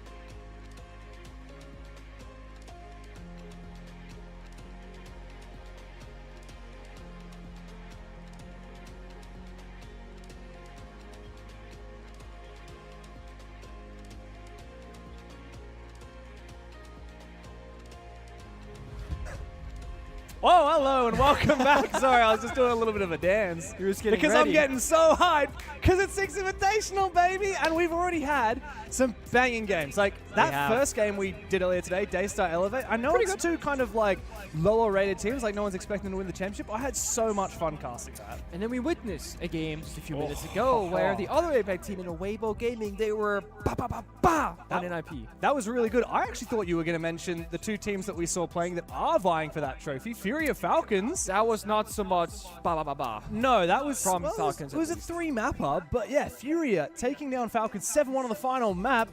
A lot of people are touting Falcons as championship favorites, especially being here in Paris, which is the hometown of a lot of those players, but pressure's on. They do have a lot of pressure and a long way to go, but of course, so do the teams that are making their debut here at Six Invitational with this match. That's right, we've got Enterprise and Space Station, which also means we're moving groups. So let's have a look at the group that we're going to be talking about today with Enterprise and Space Station, because I'm trying to remember the way you described this group. Was it the group of possibility?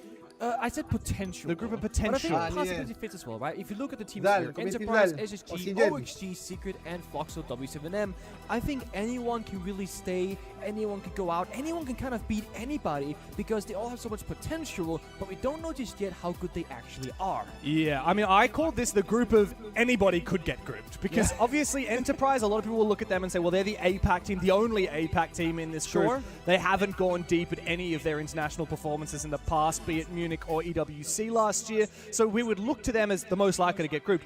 But SSG went out first. They got first rounded in Munich. Enterprise actually had a really good showing against Furia in Munich. OXG, they're the LCQ team out of NA. Secret, they obviously are in a bit of a reformation stage. Fluxo 7M have a bit of a history as well. But of course, it's going to be a tough game. Let's talk about the two teams at front and center here. Starting with my APAC and my Aussie and Kiwi homeboys, it's Enterprise. Now, you've seen a lot of them in the last year with APL. What's your honest take on Enterprise? So that's why I named this group Potential, because I genuinely do believe they have so much potential to do well.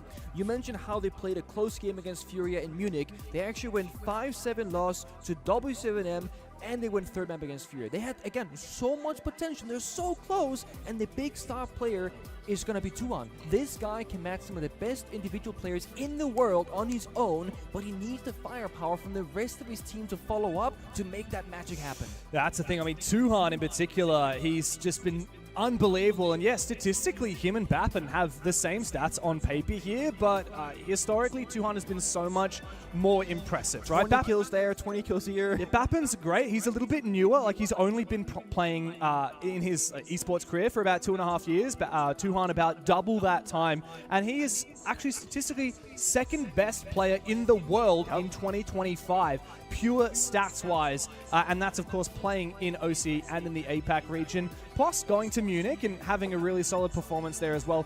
Definitely going to be looking at him. The rest of the roster really builds around Fisho Guy, who is the heart and soul of this team. He's the IGL. He really doesn't show up on the scoreboard very much. Most of the time, he's playing Shields or Hard Breach. He played with Team Bliss at SI24 2 years ago, the first time that Australia made top 8 since Fnatic in 2020. And it was him who was leading that Bliss roster. Now he's got a new team packed with young talent. Can he have the same kind of success that he had on Bliss with Enterprise? It's hard to believe yet. And on the other side, we see them all meditating, eyes closed, focusing on the goal at hand, right? We're talking about SSG, Space Station Gaming, where we're talking about rock-solid fundamentals. We're talking about that team atmosphere where you go gym together, you have your morning routine, you are living and breathing the same kind of lifestyle and all buying into that same system that their coach has been setting up for them for years now. That's right. And, of course, Space Station Gaming in 2020 raised the hammer in Montreal. Fultz was there. He claimed his world championship 6 years ago. And Benji did the same thing in the exact same arena, plus Bell in Montreal 3 years later with G2. Now we have what is kind of regarded as a bit of a super team, of course. Fultz's experience Benja and Newers for their real firepower. J9O, who's just been like one of the statistical best players in North America for a very long time, especially as a clutch player. Yeah, and Ashen talks a lot. And Ashen, he talks a lot of smack. He brings the energy, that's for sure. I think we'll be able to hear him from our arena as Space Station get animated for this game.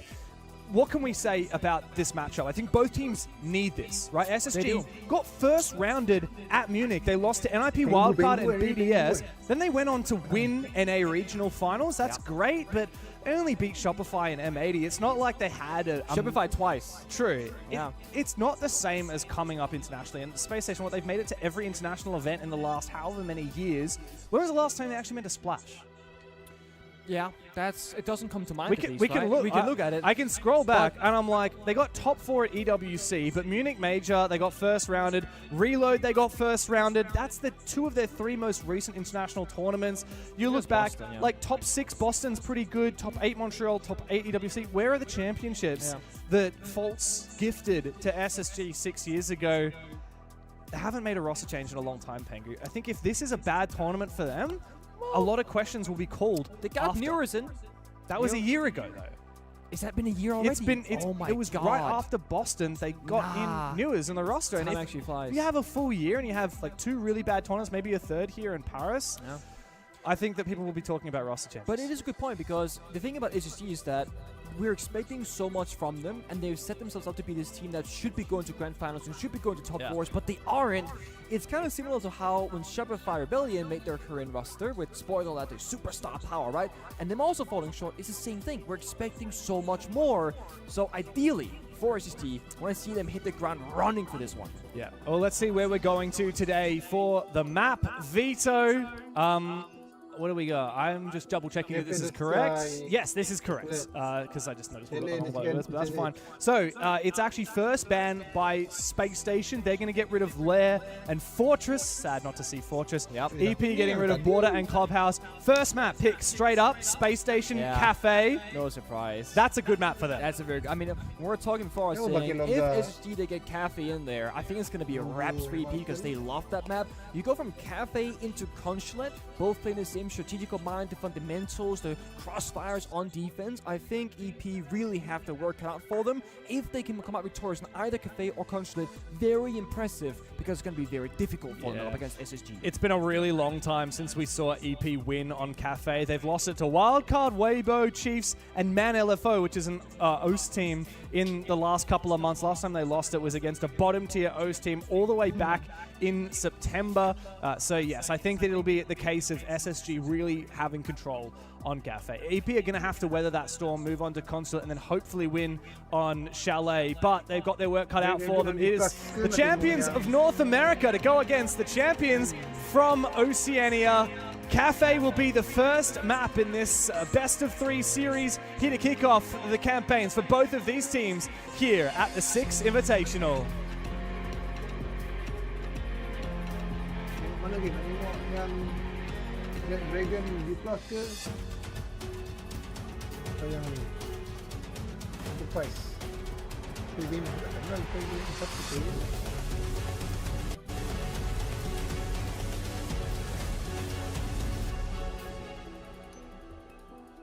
So the scene has been set.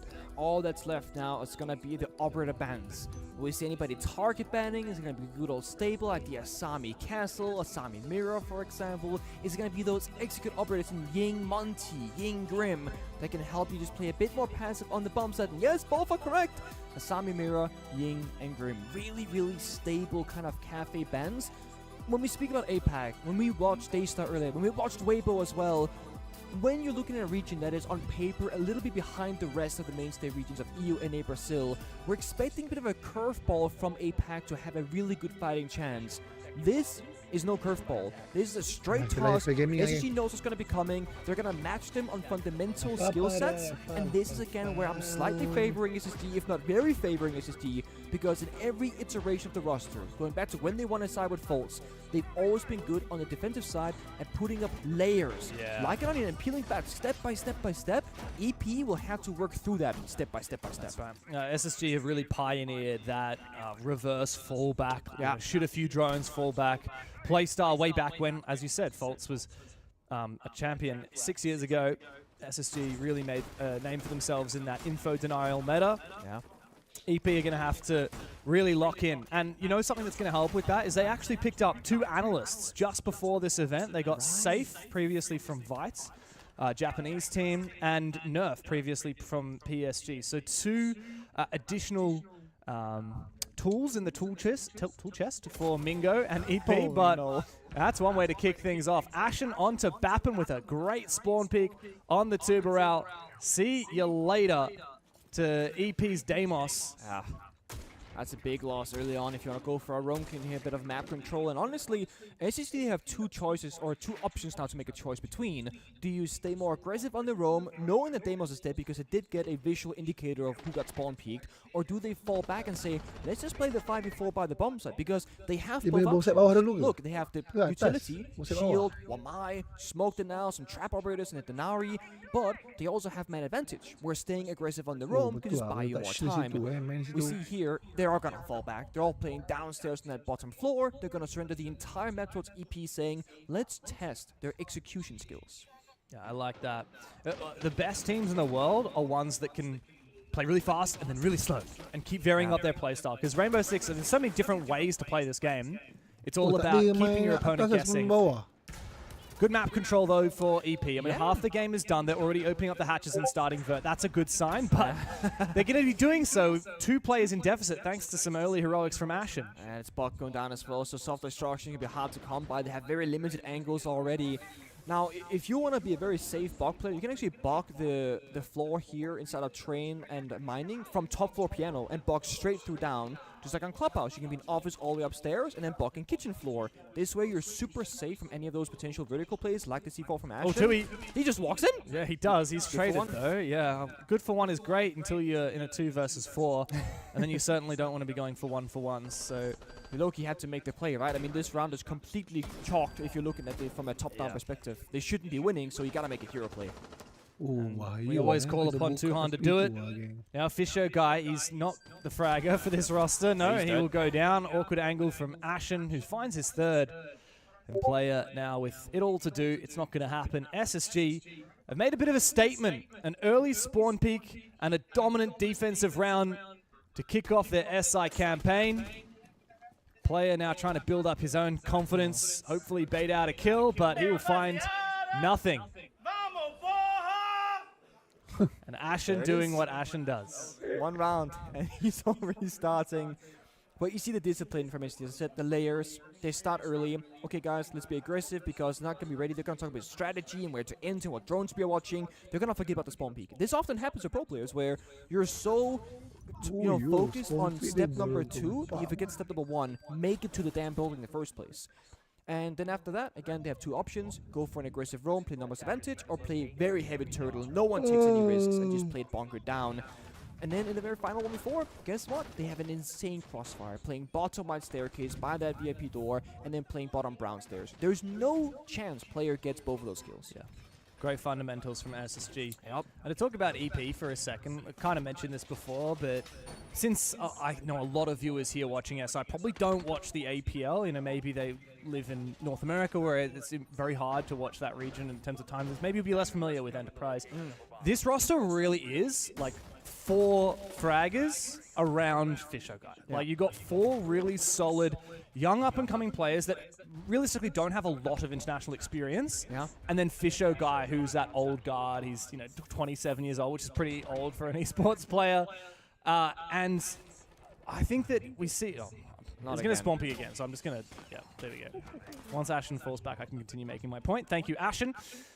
Look, Fisher guy, he's praised for making really good strats and for leading the team. But I think when you're in a 3v5, when you're in a situation that you can't kind of calculate your way out of, that's when you need to get more aggressive. And I think that's Fisher guy's weakness and Enterprise's weakness. Yeah. And if I were to ask the question to the room, what operator do you think every single team bans against Enterprise? ... It's Monty. Yeah, Monty because it gives Fisher guy that purpose to just exist in the space of Siege and not worry about his own life and just call the shots. And then Blackbeard, of course, second most priority ban against him as well. So it really goes to show that you know, Fisher Guy, much like, let's say, Troy Canadian, plays specific operators with a very specific purpose. Information sharing and gathering. So that's why I'm saying for Tuhan, he can keep up 1-1. Fisher Guy can't. So other people have to kind of make up that difference. Yeah. Good info gathering from SSG here on the defense. We saw a vertical C4 take out the buck from EP last round early on. Could be the same at the moment, though. EP seemed to, on the back of that line scan, look to get aggressive. Good tip of the spear movement from Tuhan.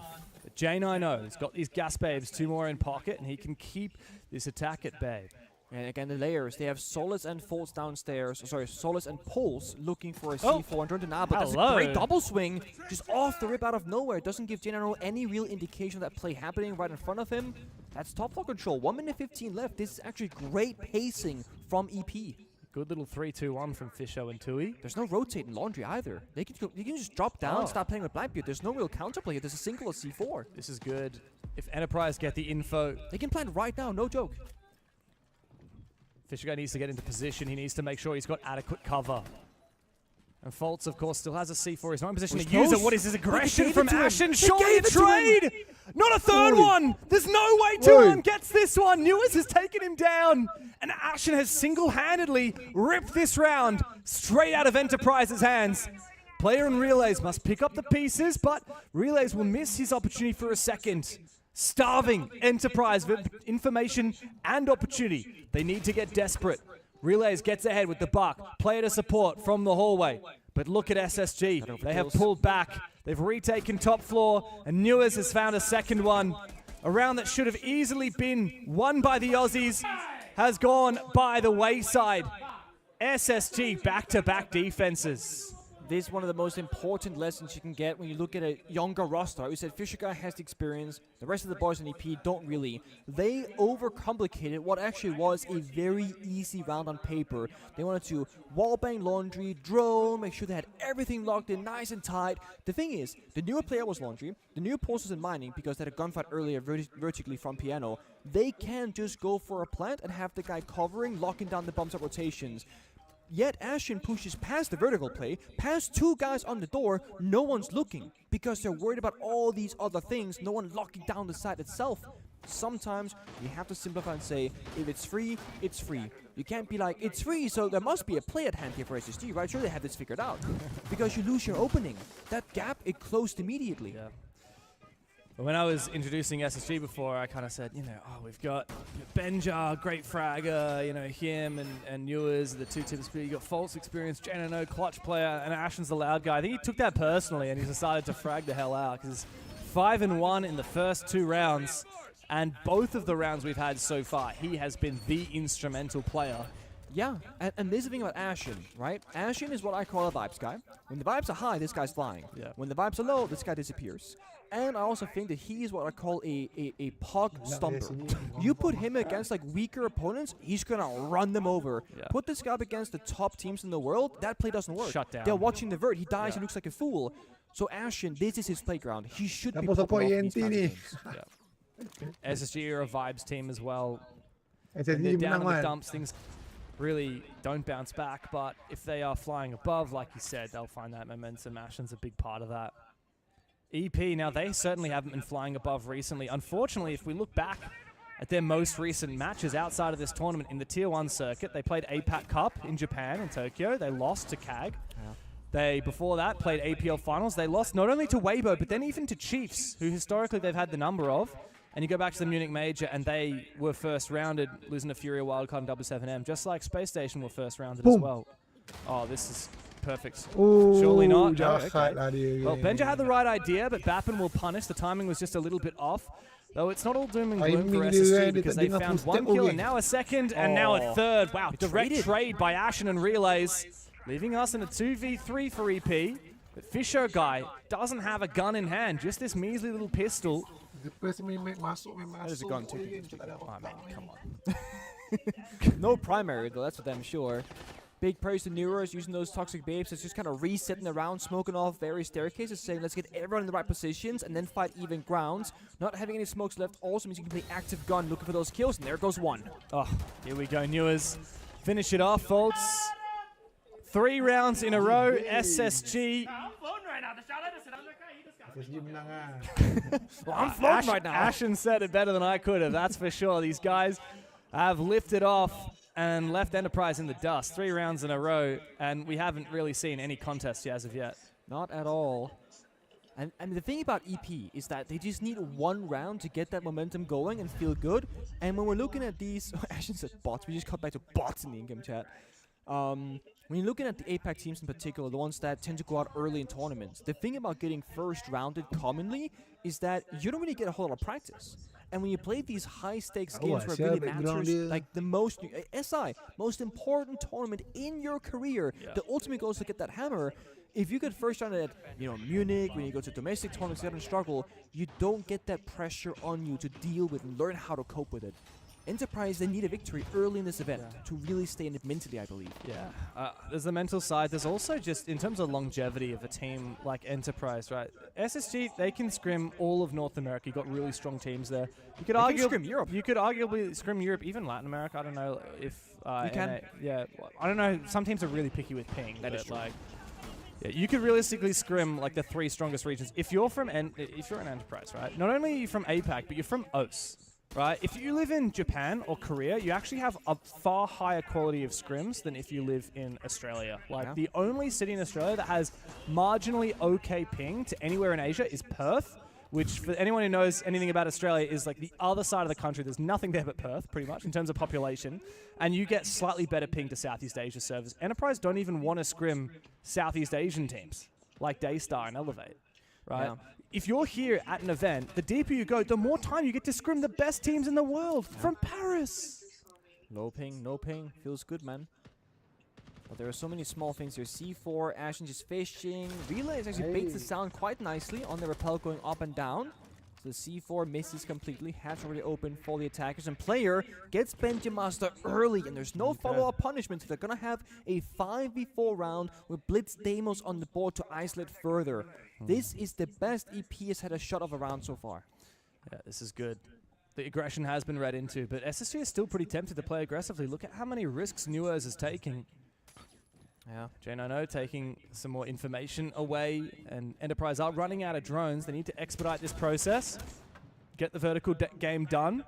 As you said before, Bappin on the Deimos, he can really shut down some of this aggression, but he's only spotted Newers so far, because you do need to actually ping with your drone and discover which operators are available. It's going to be pretty tricky to do. We're not going to see a lot of action. Ashen's flanking, never mind. Okay. Oh, good kill. All right, this is probably going to be an Enterprise round then. Two-player advantage, I should say. Okay, now we shouldn't see action for a little bit unless EP runs down the staircase because... SSG going to keep peeking, bro. I think right now, I think they say we can't afford 20 longer, but EP will keep up the pace right now, going down bottom wide, smoking off the left, pushing the right perhaps, and just isolating Jangan. That's completely possible. Yeah, they really need to use their numbers advantage. Like, honestly, 5v1 this guy. He's a Warden, which means you're not going to have a lot of success just using that blitz. You really need to use your numbers advantage. They're not really executing for EP. I mean, normally you go hatch drop down, you just plant default. They could rotate Bakery. They're just so split, which is risky here. He's in. Here we go. It's a Bakery rotate. Fisho guy, though, he is a lone player trying to come and support. Tuhan has finally finished off J90. Good kill from Newers. Is he able to isolate these fights? Fish needs to get aggressive. The first flash, though, will subside. He needs to get close. Land the second flash, but he goes down. Not like this Enterprise. Into the 2v2. SSG have brought it back. Fultz takes a bit of damage. Finally finished off. And it is up to Newers to clutch up after he's already found 2. The Deimos track comes through from Bappin. It's him and Relays, the 2 youngest and least experienced players on the roster that need to step up for Enterprise. As Newers looks for another one, nice. EP finally get around across the line. A little bit concerned there when things started falling apart. The blitz chasing solo doesn't get the second flash through, but they restabilize once more from EP. And that was my big question that was kind of going on. We shouldn't see a lot of action right now on paper when it was that 1 minute 20 seconds mark. Because in my mind, EP can take the buck, do the vert, pop the hatch, or just go down bottom wide, jump to the rotate, and go for a default setup. There's no real counterplay from Space Station.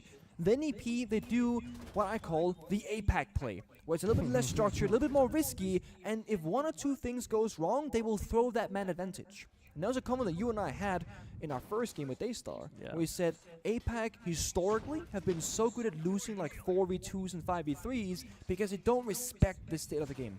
Yeah. And of all the APAC teams, like I was saying before, Enterprise, partly because they're from OS, partly because of the leadership of Fisher guy, like they play a little bit more structured than other APAC teams. They do. Like it's just, as someone who comes from OS, it's something that has literally always been the case. The OS teams are the most structured in APAC and often the worst because of it.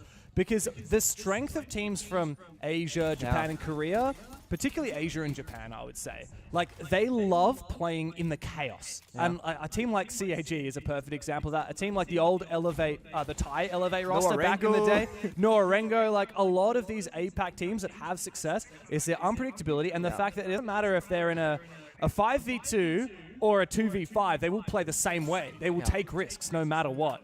That's and exactly it. You know, it's their strength as much as it is to their demise. Enterprise are not typically like that. They're a team that tries to play incrementally and get a small advantage and then cascade that advantage. But as soon as the fundamentals crumble, doesn't matter if you're in a 5v3, it'll become a 2v2 very quickly. Yeah. All I can say for that last one is thank God they had Deimos on the track already, because that really saved what could have been a very nervous ending to a round. And now we're finally going to see Fisher Guy on his most prized operator, the Monty, to lead the charge forward. No shield bans from SSG, by the way. No.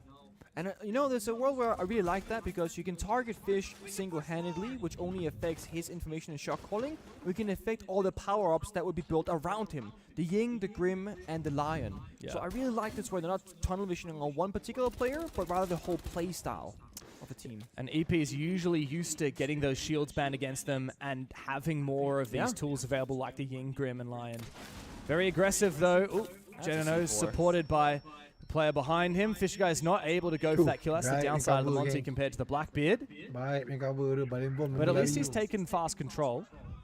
You literally have no kill pressures Monty these days. You don't have melee priority, you can't hip fire. Idiocy got slowed down a bit as well.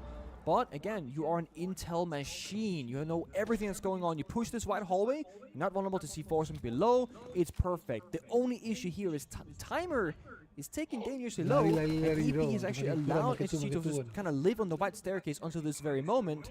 Had they been there a little bit earlier, perhaps you cut off the rotation, and the guy 90 can't run back towards bumper side. So instead, they all get back to site, and they trade map control. That's what we're talking about in the first round, though, isn't it? SSG love to peel back.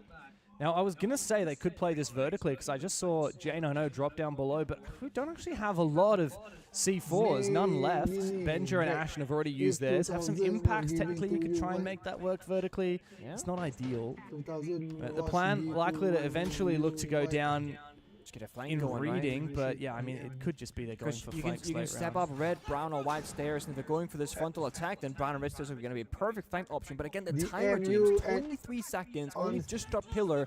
It's going to be a plant, stake it, and pray for EP. Yeah, literally no time left, and Ashen, he knows exactly when to time that aggression. And look at this, he's still hiding. Are they going to see him? Absolutely not. Now Enterprise, they got to focus up on the bomb site while watching their flank behind. It's only Fish left in a 1v3. Absolutely nothing for him to do.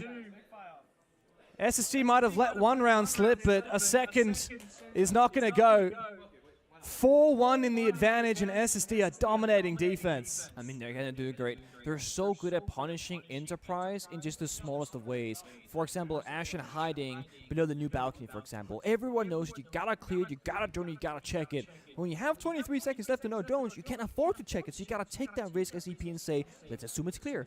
Because we don't have enough buddies to watch the vert, the flank, the rat corner, and the bomb site itself. And the other thing for SSG, which I love they did that round, they actually did not reinforce both the walls towards the library portion. They actually had to rotate, so they could flank red stairs, brown stairs, they rotate on the side, and they can flank up above in the vert. So they're just striking everywhere at once, and right before they execute, they also got opening pick. So they had a 5v4. Yeah. That means they have more guns than EP can watch, plus they had a Monty who's planting. It's a 3v5. That's the thing. I mean, just in terms of play styles matching up against each other, like EP, like I was saying, they're a structured team. SSG are a loose team. I think that's actually going to favor SSG here. You play those open holds, you play those retakes, cause chaos, and it's really just, it's overloading Enterprise because a lot of the decision-making comes down to FishoGuy. Yeah. And I know that he's trying to kind of pass that baton onto Tuhan, but then Tuhan is going to have to do a lot of the in-game leadership and a lot of the calling while also being their primary fragger. Yeah. That is a tough challenge. I spoke to Fox about this actually during the Furia Falcons game earlier, how when you start playing the game and you're not an IGL, the game is very simple-minded in the back of your head. You know, go in, take kill, fall back, whatever. Once you become an IGL, I don't think there's any turning that off again. You're always going to overthink about the strat, even if your job is to be an entry. So making someone like Tuhan, who's so fierce in the server, have to worry about the fundamentals and the setups can be a dangerous thing in a negative way. The last thing you want to do is make Tuhan toothless. Exactly. You need him to be fragging. But again, as you said, if you're solo IGLing, like FishoGuy is known for, you're gonna have an area of the map where everything's under control, but the rest of the map where he doesn't have eyes or information is completely dark to the team. And that's why sharing communication, sharing the IGL burden can be so beneficial. Tuhan's injured, not quite confirmed just yet. There he goes now, he is. Bentia finds him. Mozzie Shoddy! It's back, boys and girls. It is. It was, I think, a C4 up and then a shotgun to confirm, it looked like. And half the round has gone by, and EP have just barely entered the building. Fish. Fultz almost finds him. I mean, look, Enterprise really need this round. It's the final round of the half, but in a 2v4, not likely happening. Cafe is a hard map to crack. But SSG, I mean, there's a reason that they've taken us here. Oh boy. And there you go, Newers, a C4, puts it to bed all but. And now it's relays in a 1v4. This guy's 19 years old, by the way, and he's got a very big job ahead of him. Ashen, barely his senior by 1 year, also a very young player. He will take him down and finish off what has been a very dominant half. How do you rate the new SSG jersey? I like it. It's very different. I didn't notice it. What do you mean you didn't notice it? I've been locked in, man. Dude, we saw them, or maybe you weren't there, but we saw them at lunch or dinner yesterday. I saw them at the gym, actually. Speaking about their whole system, I went to the gym. Look, the gym at this hotel is not my favorite. It's very small. I don't think it could fit their 5 players and coach in the gym at once. But yeah, they looked pretty disappointed when they got down there. All right. You watch the player cams. Next round they win. Okay? Oh, yeah, I will. Also, Ashen just hit them with the "You've been a bot since Bliss." Yeah, and then Fisher bots. Oh, the funny thing is, a lot of people they will mute Ashen before the game starts. You have to, dude. And then Ashen will keep talking in chat for our amusement. But no one in the server besides Ashen is reading this. But also, like, it's just gassing himself up. No, it is. Ashen's giving himself his own buff. That is it. I got a question for you, Nick. Okay. So I've just double-checked. I've looked back. This is SSG's map. Yes. Why the hell did Enterprise start attack on Cafe? That is like blatantly trolling. Wow. If you think about it. If you win all your attacks, you can go 6-0 up. Wow. In the first half. Oh my goodness. Yeah. You're so smart. Yeah. Can I get your autograph? Outside of the we go 6-0 in attack, I don't know why they would do this. Dude, it's such a troll. I also think, just to make it even worse, right? First game of the tournament, I think no matter what map you're on, I think defense is better. Yeah. That's my own personal thing. Bro, if I'm playing against SSG, which you know like to get aggressive, they're a very momentum-based team, it doesn't matter what map you're going to, I'd be happy that you know, the coin flips, SSG get first pick. I'd be like, oh, good, that means we get to pick defense start. Doesn't matter what map we're going to, let alone Cafe, which is pretty hard to attack. I mean, if you go back to one of the prime G2 stages of our career, right? Against Mantis FPS, right? yeah, APAC good team. times. We picked defense start set against them. We could beat them on attack start, sure, but it's about if they're going to be slow on the attacks and not be like fully confident because it's the first game of the tournament, let's abuse that. Yeah. EP go on the harder side, but they strike back in the first one on defense. But like you said, they could have been 3-3 on the half starting defense or 1-5 starting attack. You'd want to go 3-3 every single time if you could choose. Yeah. So I do agree, bit of trolling there. Also, who banned Fortress? Can we just... It was SSG, I believe. That's boring. That's really boring. Yeah. But it makes sense because if you want to go deep, you got to hide that map for a bit. All the good teams will try and hide I mean, SSG will be like, well, why are we going to bring out Fortress against Enterprise? Yeah, you know, exactly. Like, let's bring it out against, you know, who else is in this group? The Fluxo, Oxygen, Secret. Yeah. Any of the above, I would think it's probably worth it. But none of those are tournament favorites. From the vibe check I've had from a few players I've spoken to, Fortress is expected to be played by pretty much every team at this event. it's very welcomed by the pro scene. Day one, you might not see it though, No, because like you said, teams will, Yeah. not want to bring it out. I think we'll only really see it against if there's a matchup where it's two underdog teams playing each other, if anything. Especially once we get into playoffs. Yeah, we'll start seeing it more and more as we go deeper. The higher stakes things get.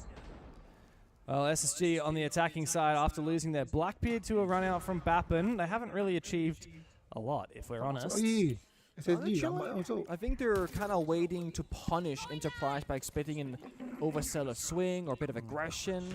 They try and make a rat play, but Bappen has the perfect read. Bappity bap. Bappity bap boop. Gets 2 kills in the round. Now, SSG, this is acts of desperation. Just Oh, fly lol. in piano, take the risk, but this guy phoning in. Hold the phone, hold the phone. It's Relays is going to get a freebie. Bappen has now finally laid down his arms and let Ashen do the work. There's a freebie for Relays. Not a second though, so immediately traded back. Newest? Hey, By the way, Newest is 11 kills. This is winnable. 1v2. Why the hell did Fisho guy run into a Claymore? I don't know. I guess if he traded himself, it's worth it. 1v2, very winnable. Now into the 1v1. Newers has 12 kills. 2 on. Time to live up to the name, and he does. He doesn't let it slip between his fingers. And Enterprise find a second round. That was a fast reaction time kill there from Tuan. Ashton says nice shot. Respects that. Respecting him. You guys can see it, but I'll just share it with you. So he can talk his smack, but also keep respecting his due, of course. I got a question for you. Yeah. 5-1 down in the first half. At what point does Enterprise call a tactical timeout? Honestly, at this point, you don't until the game gets close. So, Jersey. Oh, it's like a polo. Yeah. It's quite nice. It's different. What's that sponsor on the... Oats Overnight. I've had that for Overnight. years. What is that? It's Oats Overnight. It's like overnight oats. Do they actually... Is that literally what they make? Yeah. It's like, I think it's a pre-packaging, you just heat it up kind of thing. That's actually sick. I love oats. We were talking about oats this morning a lot. We were. Because I was eating muesli, and Anne noticed that I wasn't soaking my chia seeds before I ate them. Apparently that's really bad for you. Yeah, because they're going to expand in your belly. I always eat not soaked chia seeds. So I think I might die. No. If tomorrow I'm not on the broadcast, it's because I have died due to chia seed overdose. But this morning you did wait, so you'll be fine. You'll be fine. I haven't eaten them for years, man. Well, that's good. So if you guys are also unaware, you gotta soak the chia seeds for a good 10 minutes or so, maybe longer, and then you will. Thank you, Anne, for saving my life. Yep. She was very shocked this morning. She was like, did you just eat them the second you put them in? He goes, yeah, I've done that for years. He goes, no, you did not. Very concerned. Family member right there. It's the mum. Yeah. The mum of our group. But no, it's, I think we got the technical timeout. I think right now, if you take it, you're just giving SSG a chance to get call out involved, their coach. Yeah. If you go to like 5-5 or you want to do something very specific or overtime, great. But right now, you gotta ride every bounce. Of course, the coach can hear all the player comments. If he hears something that's going very wrong, he can be like, guys, cut it. Yeah. Ini hari love the pun Royora aku pick. I love the stream Glaz gameplay. pick. You got so many smokes as well. As I Aku say stream that, apa Newers ni? dies with a smoke in pocket. Look at this from Tui. Guys decided to wake up. He said, I don't like how many kills Newers has. I'm going to put him to bed. Tidak, aku tak stream juga ni. Bro. Okay. Ini yang geng-geng RC aku pun dah lama tak main game. Just having a go, isn't he? Just having a laugh.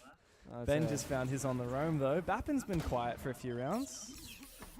I do like this step on from SSG though. Or off the wedding or small bakery door, then ace off the single wall. That means no one can be behind the desk inside a bakery, so you're gonna be forced to fall back. That means you have full bakery control. It's a very frontal take. What they're missing right now, arguably, is either a backstep or verticality, but they got the action on the glass and he's good for one. This glass is deadly, isn't it? And the advantage is flipped again. And what's the counterplay? No warden, right? Last smoke, though, now used. I think he's going to kill player here. He saw him tuck into the corner. Oh, player gets him. Faults will trade, but with 2 on going down, it's all up to Fisho guy. And he will not survive. Another round for SSG. And we quickly find ourselves on map point. And this again goes back to that first conversation that we had. Tuhan can keep up. That's never been the concern. It's about the other players around him. They kind of have to make up for the fact that Fisher guy is probably not going to get a lot of kills. We're not seeing everyone else get into that action together. You know? They're trying. Bappen had a good first round of defense, but didn't find a single thing in that one. And SSG, they had a very simplified approach to the attack. Her aura is the wall, that gets us Bakery. Once we have Bakery, well, they made a rotate for us. Don't even need a heart breach after that. Just pick the glass, walk in. Ashen then kind of trolled it, you know, but it wasn't he was the waiting for that worst. clean one tap, and then he got flicked on. Yeah, They had a trade. I was really solid from SSG, and I like the fact that we're seeing a lot of different kinds of plays from them as well. You know, they're happy to play, you know, smoke-based Glaz executes. We're happy to play a bit of Rayora, but we're not like kind of doing the same take every single round. There's a lot of depth to it, and I really like that. Keeps Enterprise guessing. And yeah, big thing for me, we talked about this with Daystar in the game against Elevate. I think Daystar did it perfectly, right? Like, you're going up against a team Elevate that they know really well. That's the perfect way to just get like a comfort game under their belt. Enterprise, they weren't so lucky. They're playing against a team that they've never versed before. They're playing against a solid team out of North America, arguably the best team out of North America if you look at regional final results. Yeah, the one stage too. Probably dispute that based on how Amadi went at Munich, but Enterprise and the start on the attacking side, it's like all these little bits of discomfort adding up together. And you look at players like Bappen and Player who have kind of struggled to perform to expectation, and you scratch your head a little bit and like, well, they need to wake up at some point, don't they? Yeah, I guess for them, this map will be the warm-up. It's SST's pick. It's where they thrive. Oh, hello. What's going on? Blitz. He's dead. Okay, That's Faults. Case. Well, that was a decision. Hello. Relays jumps out from up above. He was eventually traded back. Maybe SSG can weather the storm here because they've just brought this 3v5 back to an even one. And Player almost going down there. Looks pretty grim for Enterprise. This is a free flow state for SST. They're just going off the vibes. There's no strat any longer. Benji lurking top floor. One guy on repel. New was back up the white stairs. Benji was earlier. Given the R4C. Yeah. Ash license unlocked. We're just fishing right now for a kill. Oh, freebie. Oh, almost. Missed timing there. I like that the Deimos combo is just flushing these players around when Newers can then take him down, but Bappen wins his fight. No need to overswing now, Bappen. Come on. He's low-key stuck. If Benji goes down white stairs, they should have him. Just have a little bit of discipline. That's all they need. Bappen is kind of stuck, but the vert not looking too good. Surely not. With Player going down from J90. Bappen is 1 HP. Tuhan has a shotgun. Bappen might be able to take this fight. I don't know about this one. He's not taking the fight. Benja just needs to land 1 bullet. 3 left. And you might actually see Tuhan on this long on the angle. road, Tuhan is watching him. Good Nade. This nade could easily kill him. He whiffs his shots, but the nade does the trick. Tuhan in the 1v1, but he's against the clutch god himself from North America. J90! 1v2! And SSG, with that, have taken Cafe in a dominant fashion. Great read at the end. Goes to the camera, flicks this flip. Hold up, let me try that again. Flicks the camera, baits the peak, and then pre-fires on the flick. There we go.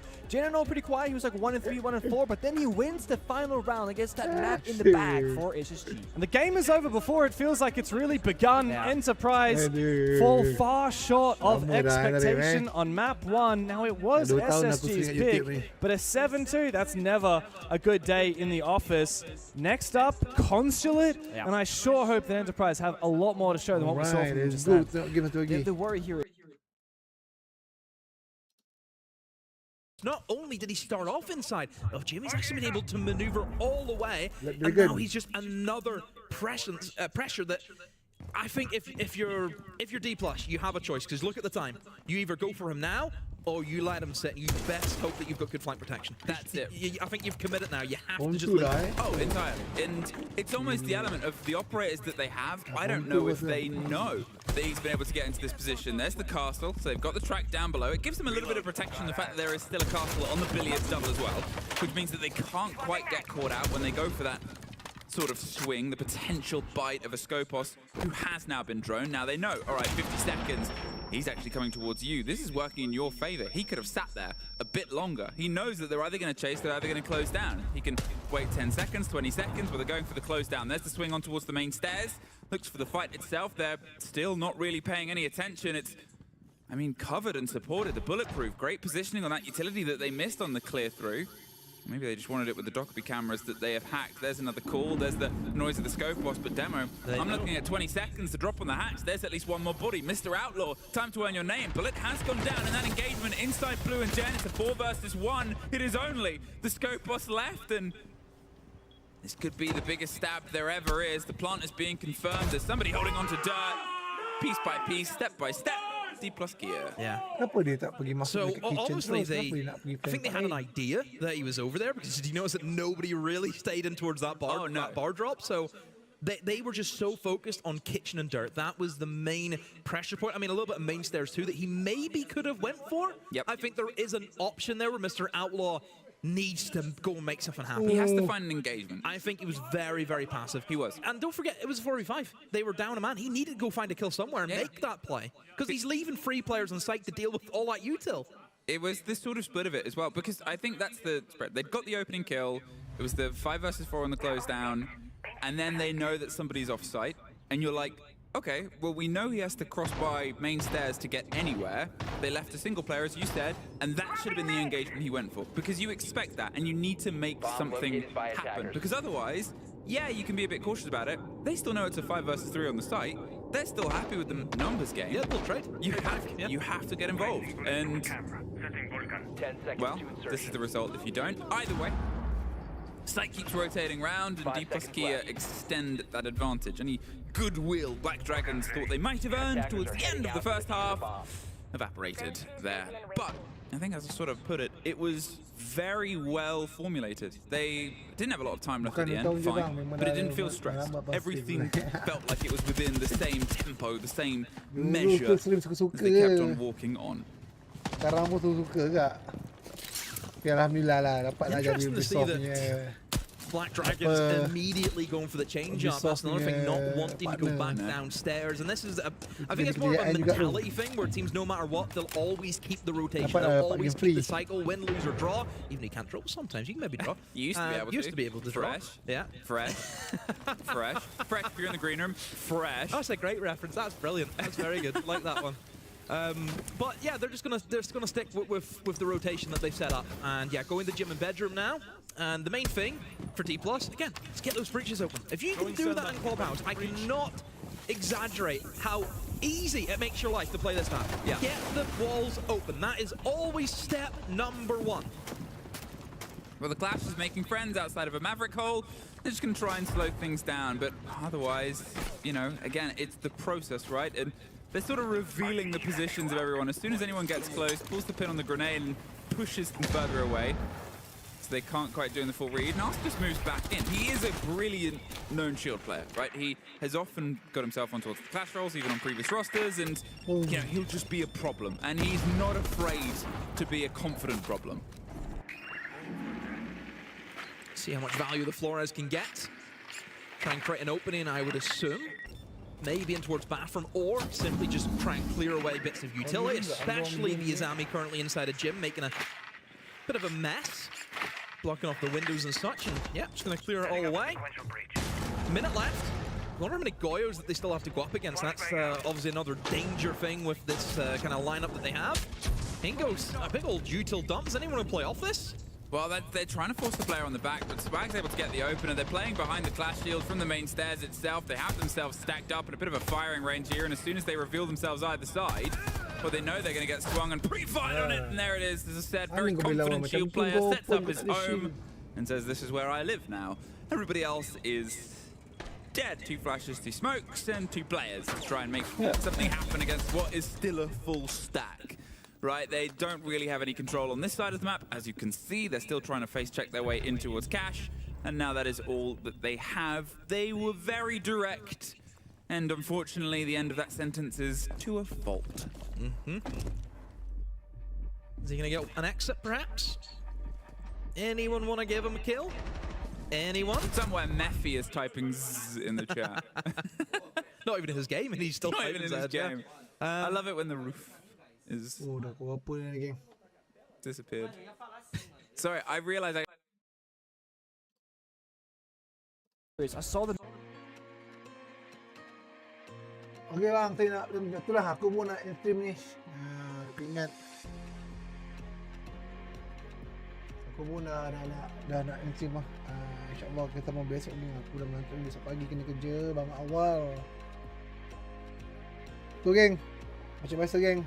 Aku nak terima kasih banyak-banyak pada Ubisoft, thank you Ubisoft pada mini content of game.